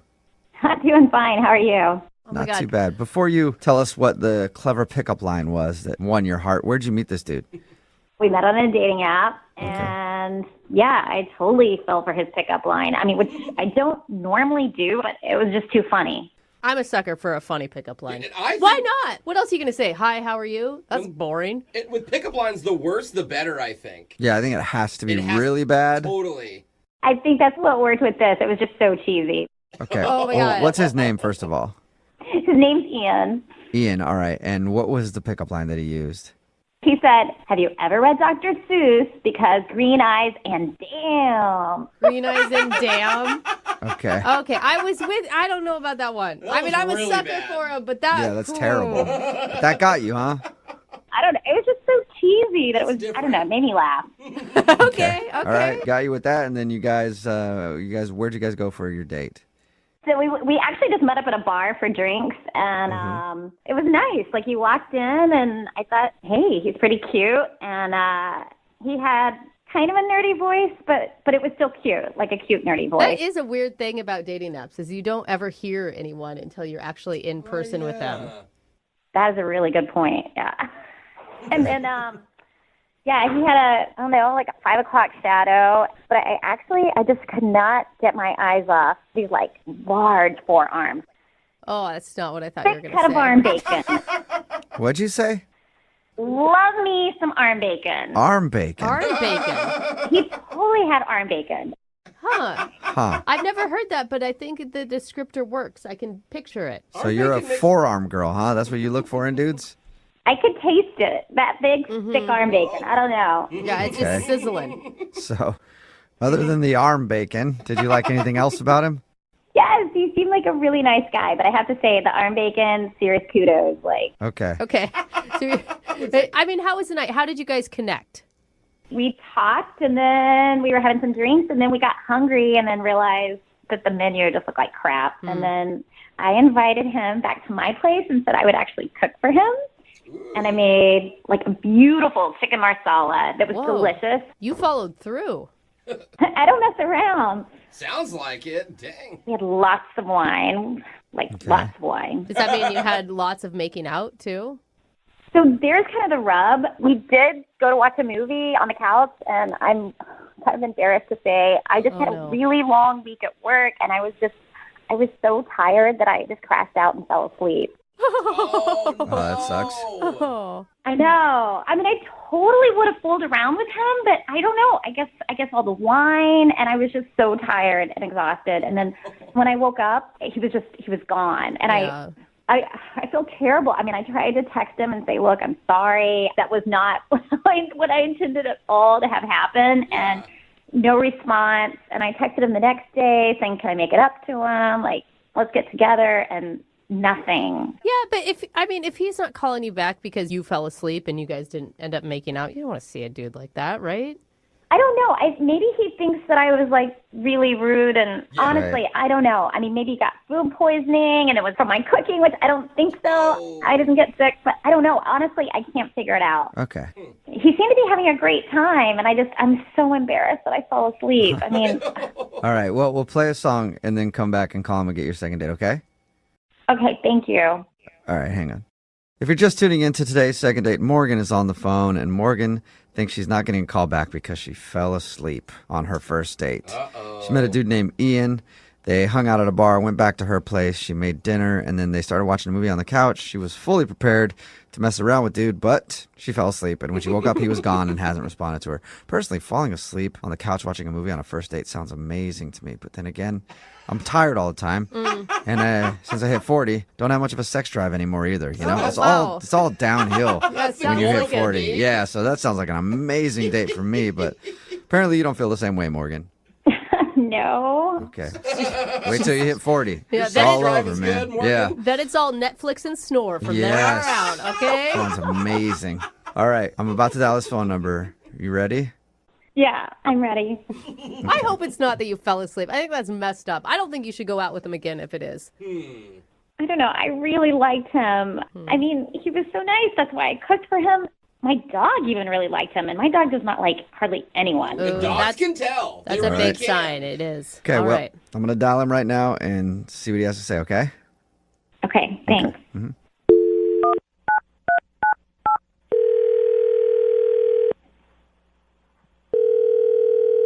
Hello? Hi, may I speak to Ian, please? Speaking. Who's this? Well, Ian, have you heard of Second Date before? I'm not familiar with all the segments, but I have heard you guys do something like that. Yeah, for Okay, sure. cool. Well, that's why I'm calling you today. Oh, really? Yes. What does that mean exactly? Well, it means that you went on a date with somebody and then you didn't call them back after. So they emailed us to get you on the phone and find out what happened. You have any idea who it could be? Maybe. Who? Who do you think? I don't know. I'm on the app, so there's a couple girls here and there. Name one of them and I'll tell you if you're right. Shoot, is it Lori? Oh. No, it's not Lori. Okay. Maybe next time, though. This one is about Morgan. You remember Morgan? Morgan. Uh-huh. The whole date with her was kind of a letdown, to be honest. A letdown? That's sad. She thought you guys had a great time. I don't know. Maybe she had a good time, but I didn't really enjoy that date that much at all. Why? Wow. Well, like, she's pretty and everything, you know, and I was hoping that she'd be attracted to me, but I don't really think that she was. Aw, why would you say that? Like, after the bar, we went to her spot, and I'm thinking, cool, she's definitely attracted to me, and Yeah. we're about to go down, you know? We get there, and she's like, I'm going to shower and change. Could you possibly do some dishes for me? So I was like, okay, sure, you know, I'll help. Wait, is this before or after she made dinner? Because she did tell us that you guys went back to her place and she made like an amazing chicken marsala. It was good. This was before because she wanted to change, and she was like, could you just do the dishes? So I was like, yeah, I'll help prep. You know, like I can help prep. She can cook. That's nice. I get to her sink, and her sink is like filthy. It's packed with dishes. Took me like 30 minutes to clean everything. Oh, dang. Yeah. Okay. And then, like, my back's hurting already from standing there so long. She comes back, looks at the recipe book, and she's like, you know what? Shoot, I'm actually missing a few ingredients. Do you think you could run down to the corner store? Okay, so I like how you guys went from like first date to like, I don't know, long-term relationship status already. Right. So I say like, all right. And then she's like, actually, you know, I need a couple more things. Here's a list. And then I'm at the store alone with this list of like 15 things that I'm spending my money on this first date with this girl. And I'm just like, what am I doing? You know? So you're basically just running errands for her at this point. Yeah. So I bought all of her groceries. She cooks the dinner, and the dinner's good. So then she invites me to watch a movie on the couch, and I'm like, all right, cool. Things are finally getting good, you know? So right before I sit down on the couch with her, she's like, oh, my God, I actually haven't walked my dog today, and my ankle's hurting. Do you think you can walk my dog for me? Go walk the dog for me. Yeah, and I'm like, really? What did you just start laughing? Because it's almost humorous at this point, right? Do everything. Yeah, I know. I just felt awkward. I was like, well, it's not her dog's fault. Let me go walk the dog real quick. You're too nice. Yeah, seriously. So I walked the dog. I come back, and the dog was like really happy. I don't know if she ever takes her dog for a walk. Like, he loves me. So we come back, me and the dog. We start the movie, and she falls asleep. So, of course, I left. You know, I was like, okay, I guess my errands are done for the day. That makes sense. Yeah, you did all you had to do. All your chores were done. She's tucked in. Yeah. You can go home now. But that makes sense. You know what it'd be like if you guys ever got married because you just lived the married life that night. It was like the entire marriage without any of the benefits or trust or having a partner. Yeah. Sweet. Wonder why you didn't want to just hang out for the rest of your life there. Well, she's been calling me lately too, and I'm sure she wants me to like pick up her dry cleaning this week. Let's ask her, Ian, because she's actually on the other line listening. Oh my God, is this the one where you have them listening the whole time? Yeah. Morgan. Yes. You have any more chores for Ian to do? I feel so terrible. Hey, Ian, are you there? Can you hear me? Yeah, this is awkward. I didn't know you were there. Look, I had no idea. I just wasn't prepared for you and like that whole evening. But when you string it all together, yeah, it sounds really crappy. And God, that was not my intention. And I was not trying to make you an errand boy. I am so sorry. And look, I will pay you back for the groceries. I really liked you. No, it's okay. It's not even that I mind the groceries that much, you know, but it's just, to be honest, I felt a little used. Like, here I am doing your chores. Like, you say you weren't prepared for the date, but like, we planned our date. You know, that's why we met up. No, I didn't think I would like you so much and want to come back to my house and that I'd want to actually cook for you. And I needed some help getting all that stuff done so I could do that. And I really just thought you liked my dog and wanted to hang out with him. So I'm surprised to hear that you thought I was like trying to pawn that off on you. But Morgan, like, you sound very apologetic and that you didn't see what was happening until someone pointed it out to you. But it's also kind of like, weren't you embarrassed? You got a messy kitchen and you're inviting somebody over. Like, why didn't you guys just do a restaurant or something if you were going to go get something to eat? Like I said, I didn't actually plan on bringing him back there. It just kind of organically happened. And so then I needed help to actually make the night happen. Right. I know. Dog needed to be walked. Yeah. Furniture needed to be moved around. Pictures needed to be hung. Things like that. Yeah. Yeah, so literally I did like all of your chores for the week. It was like a bit much, you know? That's all I'm saying. Okay, Ian, you made your point. Not like I asked for that much. I think you're being a bit dramatic. I mean, are you serious? I did your groceries and walked your dog. Honestly, you should have tipped me at the end of all this. Look, you were going down to get the ingredients for our dinner. What was the problem with picking up just like a few more things if you're already at the grocery store? Oh, my God. What about walking your dog? He's quite overweight. I don't even think you walked him ever. The guy loves me, and I hardly even knew him. I actually thought that was something you were interested in. It was almost like you suggested it. I wasn't trying to get you to walk my dog for me. I'm very capable of walking my own dog, thank you. Yeah, you're capable of it, but your dog's like one milk bone away from having a heart attack. Oh, God. Oh, whoa. Now we're getting a little personal, guys. Well, Ian, would you like to go on a second date with Morgan? We'll pay for it. It sounds like you want to. I'm just making sure. No. No? I don't think I'm interested in dating someone who is not appreciative of me cooking their dinner for them. Oh. And you know what, Ian? If I want to be mad about something, I don't even think you said thank you. I feel like I thanked you by doing your groceries for you, walking your dog, doing all of your chores. That seems like a pretty good thank you to me. And then you fell asleep. What do you want me to do? Go out and buy you a blanket?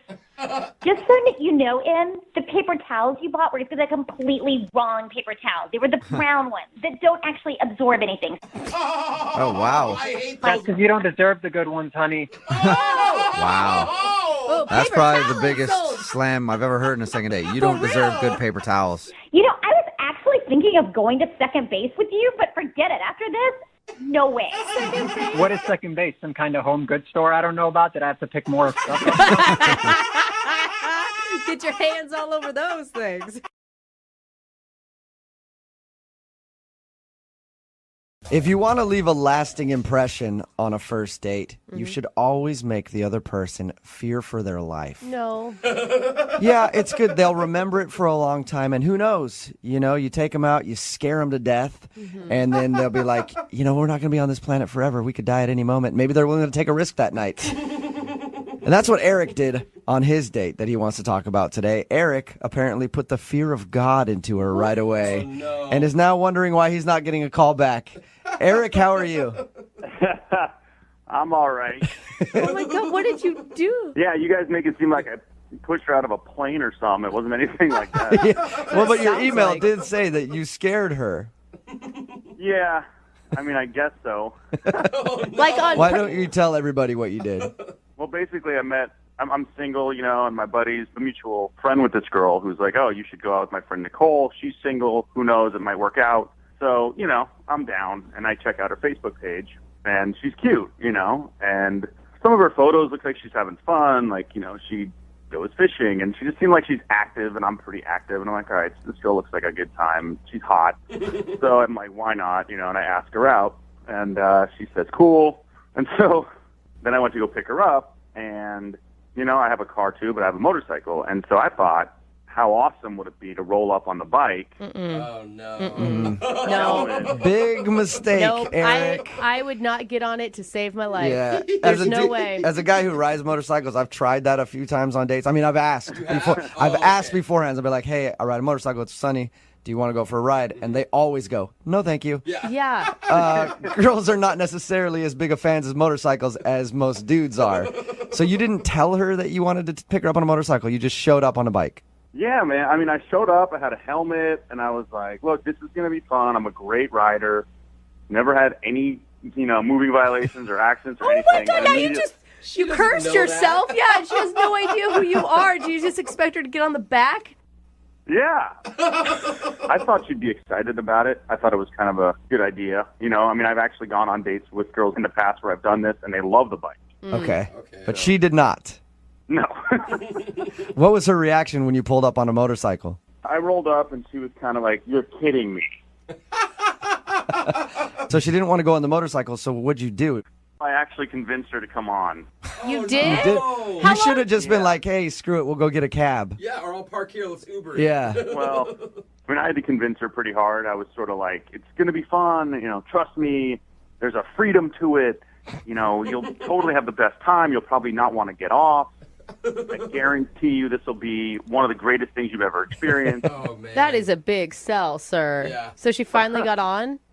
Yeah, so she got on. Okay. Was she like white knuckling you the whole time, just grabbing onto you for dear life? Well, at one point, we started to get into the speed limit, and she started like kind of screaming. I sort of heard like a ah, and I thought she was having a good time, like I thought it was like an excited yell, and so I kind of sped up, and then I sort of felt like a really deep like knuckle in my stomach kind of grab through my jacket.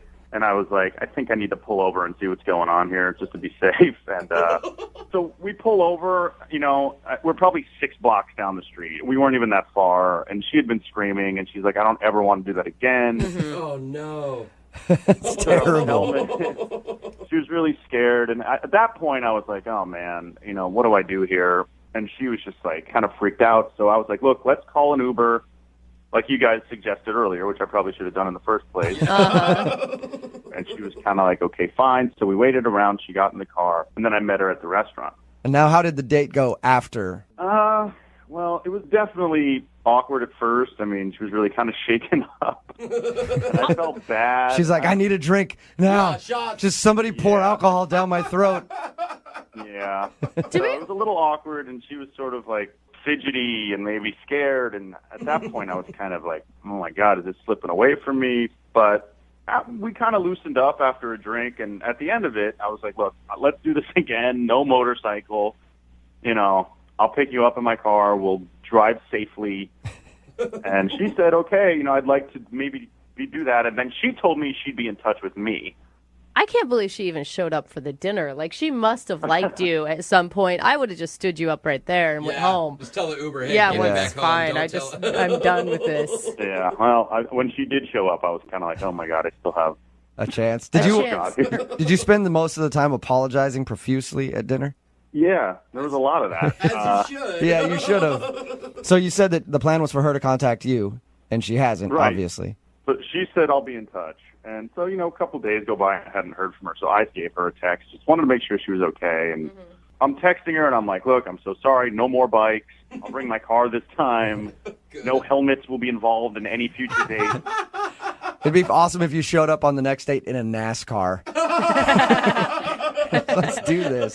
Yeah. But I'm thinking, did the bike really freak her out that much? I mean, I don't know. I mean, it wasn't that crazy. But apparently, she's not texting me back, and I haven't heard from her. So maybe you haven't heard from her because after your bike ride, she just suddenly got a love for motorcycle riding and has been riding across the country, just exploring this fine nation on her motorcycle. I highly doubt that. All right. Well, we'll play a song, come back, call her, and get your second date update, okay? All right, thanks. All right, hang on. Moving 92.5. Brooke and Jubal's second date update. We're right in the middle of a second date update, and in case you missed the first part, Eric is on the phone with us right now. He wants us to call a girl named Nicole. He picked her up for their first date on his motorcycle. Only problem was he didn't tell her that he was coming over on his motorcycle. She didn't even want to get on the thing. He convinced her to get on, and a little while into the ride, she made him pull over because she was scared to death. She got an Uber to the restaurant while he took his motorcycle and met her there. Started things off very awkward, and now she's not giving him a call back. Gee, I wonder why. Yeah, poor girl. All right, Eric, you ready to make your phone call? Yeah, let's do it. Yeah, All right. you going to put her in a death trap again if you go out on a second date, Eric? Yeah, no more of that. Okay. Let's go skydiving on our second date. Yeah, no, let's just stick to a movie or something. All right, I'm going to dial the phone number right now, see if we can get her on the phone and get your second date update. Here we go.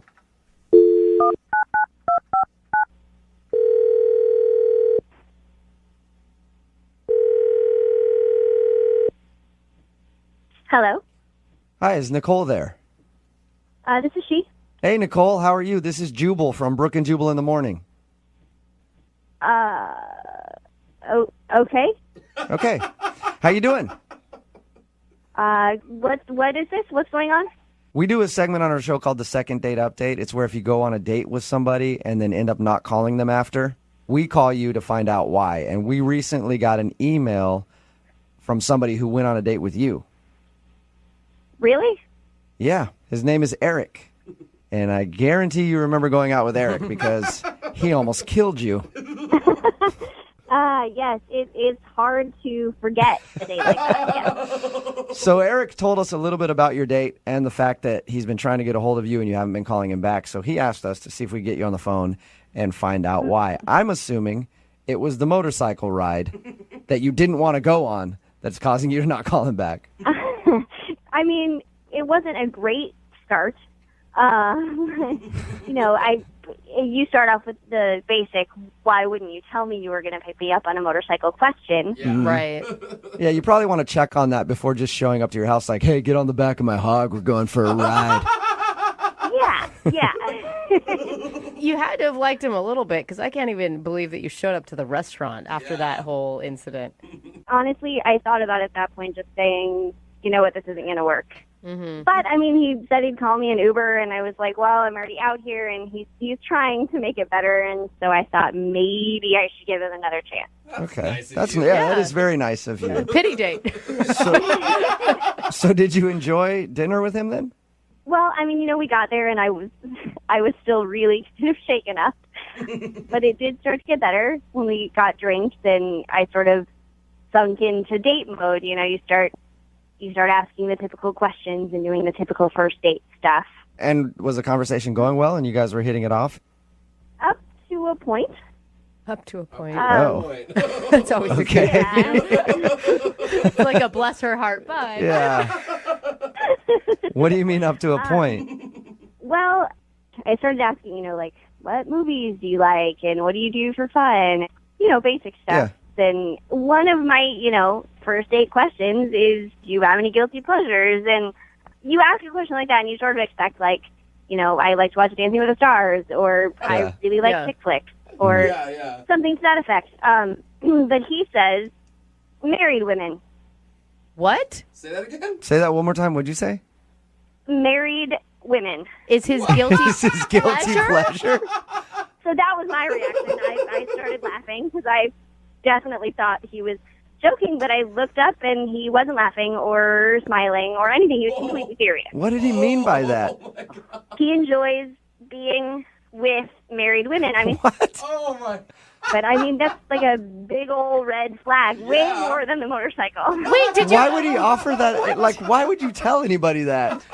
Yeah, and on a first date. I mean, that's definitely not first date for me. No. What did you say to him? I sort of panicked, and I was like, how many times? Thinking, maybe it was just one, and he was like, oh, it's my, kind of like a confession, like it's my guilty pleasure. I did it once, and it was guilty, and he literally couldn't give me a definitive answer because there were too many to count. Oh no! Hey, you got to give it to him. At least he's honest. I suppose, but that's probably, where I'm going to have to draw the line. All right. You've probably told a lot of your friends about that, huh? Yes, I have. Yeah. That's a good story. Yeah, That's an awesome story. That It's is a like- great story. Ultimate worst date story ever. Nicole, I'm always going to win. yeah, you are. I also have to tell you that Eric is actually on the phone listening to this conversation and wants to talk to you. What? That mother lover Eric is on the other line.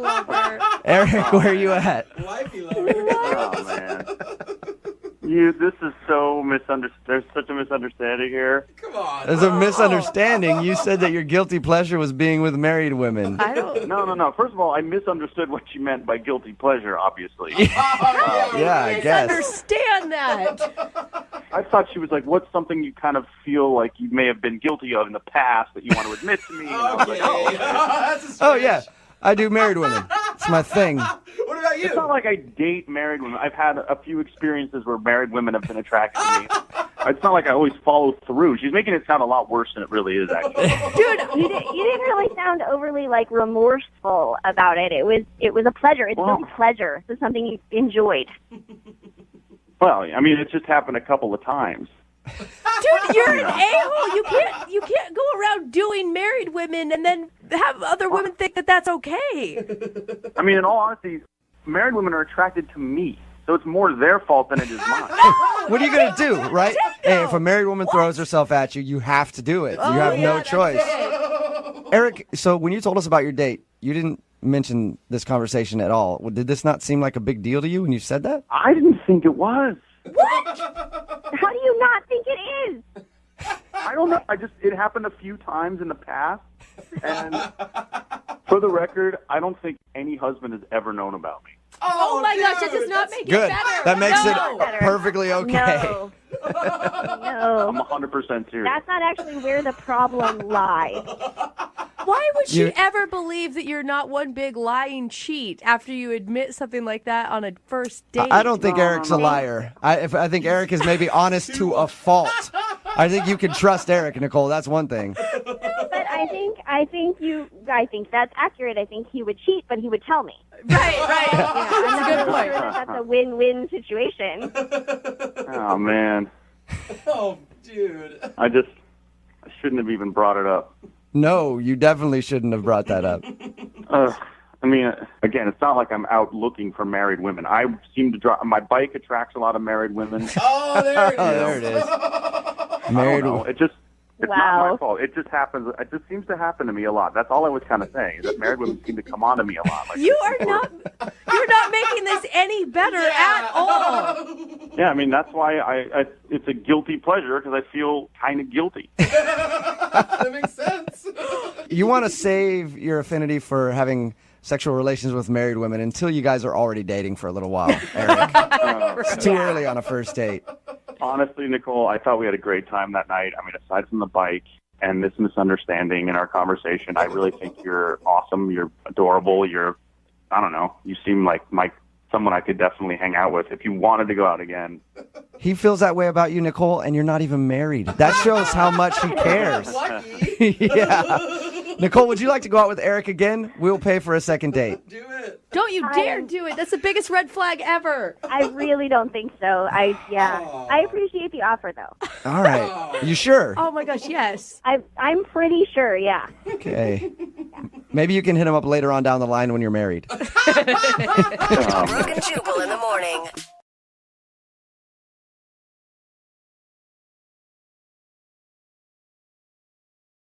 Moving 92.5. Brooke and Jubal's second date update. Today's second date update could go very well or very poorly. Why this one? Because the dude that emailed us explained the date as the date of his life. Oh, no. Wow. Yeah. Oh, gosh. His name's Trevor. Trevor, what's up? Yeah. How's it going, man? All right. How are you? Good. Your email that you sent us described the date that you went on as the date of your life. Yes. It was like my life had turned into one of those ridiculous romantic movies, like Serendipity, the John Cusack. I mean, it was just, it was insane. I know. Okay. It sounds so corny, but it was. So it was totally insane. Why don't you tell us about your rom-com date? I was at lunch with a friend at the Seattle Center, and I saw this girl, like, she was eating lunch at another table. Trevor, I don't mean to stop you, but the way that you described it now, everything you say, I've just got a scene from a movie in my head. The violins playing in the back. Yeah. So she was eating lunch at another table. She was eating lunch at another table, and she was probably the most beautiful woman I've ever seen. I mean, she was just gorgeous, and I couldn't hear her talking with her friend she was with, but every so often I would hear her laugh, and she was just, it was Jubal, insane. give the man a chance. Trevor, I apologize. I'm not laughing at you. Yeah, he has a... I understand because I feel a bit ridiculous, but it happened. You asked her out. I just decided, what the heck. I went over and excused myself and said, didn't want to interrupt, but you are literally the most beautiful girl I've ever seen in my life. It's kind of cute. I would love it if you would go out on a date with me. It's kind of cute. And she said yes. Well, she kind of laughed, and she said she was flattered, but she was only in town for a few days. Okay. And I said, that doesn't matter. Let me take you for a night on the town and show you what Seattle's all about. All right. So we set up a date for the next night, and we just went down to the Pike Place Market. The place is all lit up at night, and we we had these little French pastries that are like covered in like powdered sugar. Oh, those are so good at the market. So of course I get it like all over my face, and she just laughs and she wipes it off my face. Dude, couldn't have been more adorable. Come on, right there was that's a scene from a montage in a movie, man. I'm gonna start writing this up, and we're gonna make royalties off this story. All right. So how did the date end? We ended just at a park, and I was just feeling. And it was a clear night that night, so the stars are out, and I start getting a little corny, and I had this little stars now. You continue. I try to carve our initials in a tree, which I'm a total failure at. But because my pen knife is worthless. But but of course she thinks it's hysterical. Let me go back there for a second there, Trevor. One, you carry around a pen knife. Two, you try to carve your initials in a tree on a first date. This is how amazing this girl is. And she laughed. She was into it? She was into it. She thought it was cute and ridiculous, and and then to top it all off, I just jumped on top of the bench that we were sitting on, and I just announced to the world, I love this woman. Oh, you did not. And, you did the jewelry commercial thing, where they're standing there and, I love this woman. The Tom Cruise on Oprah's couch moment. More importantly, you used the L word. Because she was amazing. What did she say? What did she say at the end of the date? She said she had a great time, and kissed me goodnight, and then she went home. Vanished into the dark. I still feel like you're screwing with us, dude. No, I swear, it was the most ridiculous date of my life. Okay. I sent her a message the next morning, and I called and left her a message, and she's not calling me back. Where does she live? She was from Detroit. She was in town from Detroit. Mm-hmm. But the thing is, it was such an amazing night. I'm willing to go out to Detroit and see her. I'll go wherever she is. You get one shot at love, and he found the love of his life, told everybody at the park. You do realize Jubal's making fun of you right now, Not at all. Right? Not one bit. You know what? That's fine, because it was the most ridiculous night of my life, and obviously it is fate, and I've got to track this girl down wherever she is. Okay. Don't let our cynicalness get you down. Well, Trevor, I support you. Trevor's a listener. He knows. I mean, at least you know that we were going to rip on you a little bit, right? Mm-hmm. Yeah. Well, I knew I was for it, and I knew the story I was going to tell, so I just knew that it was going to be never ending. I'm excited to talk to her. But it's worth it. I'm excited to talk to her. I'm excited to talk to her too. She sounds like a wonderful, wonderful person. She may be the love of my life as well. Trevor, all right, we're going to call her right after this. Okay. And see if we can get her on the phone and ask her why she hasn't gotten back to you. All right. Moving 92.5. Brooke and Jubal in the mornings. Second date update. Okay, if you didn't hear the first part of the second date update, I'm not going to go into nearly as much detail as Trevor did about his date. But Trevor met a girl named Alexandra who's from Detroit, actually. Showed her around Seattle. A couple of the highlights. Took her to a park. Tried to carve their initials on a tree. Ended up jumping up on a bench in the park and exclaiming that he loved her after they kissed. Basically like a romantic comedy. Not even a romantic comedy, just a romance novel. Yeah. Would that be an okay description, Trevor? Yeah, I'd say so. Now, Trevor, she's from Detroit, so you're totally willing to make a long-distance thing work. Absolutely. We're going to call her right now, get her on the phone, see if we can get an answer why she's not calling you back. And you can jump in whenever you want to talk to her. Okay.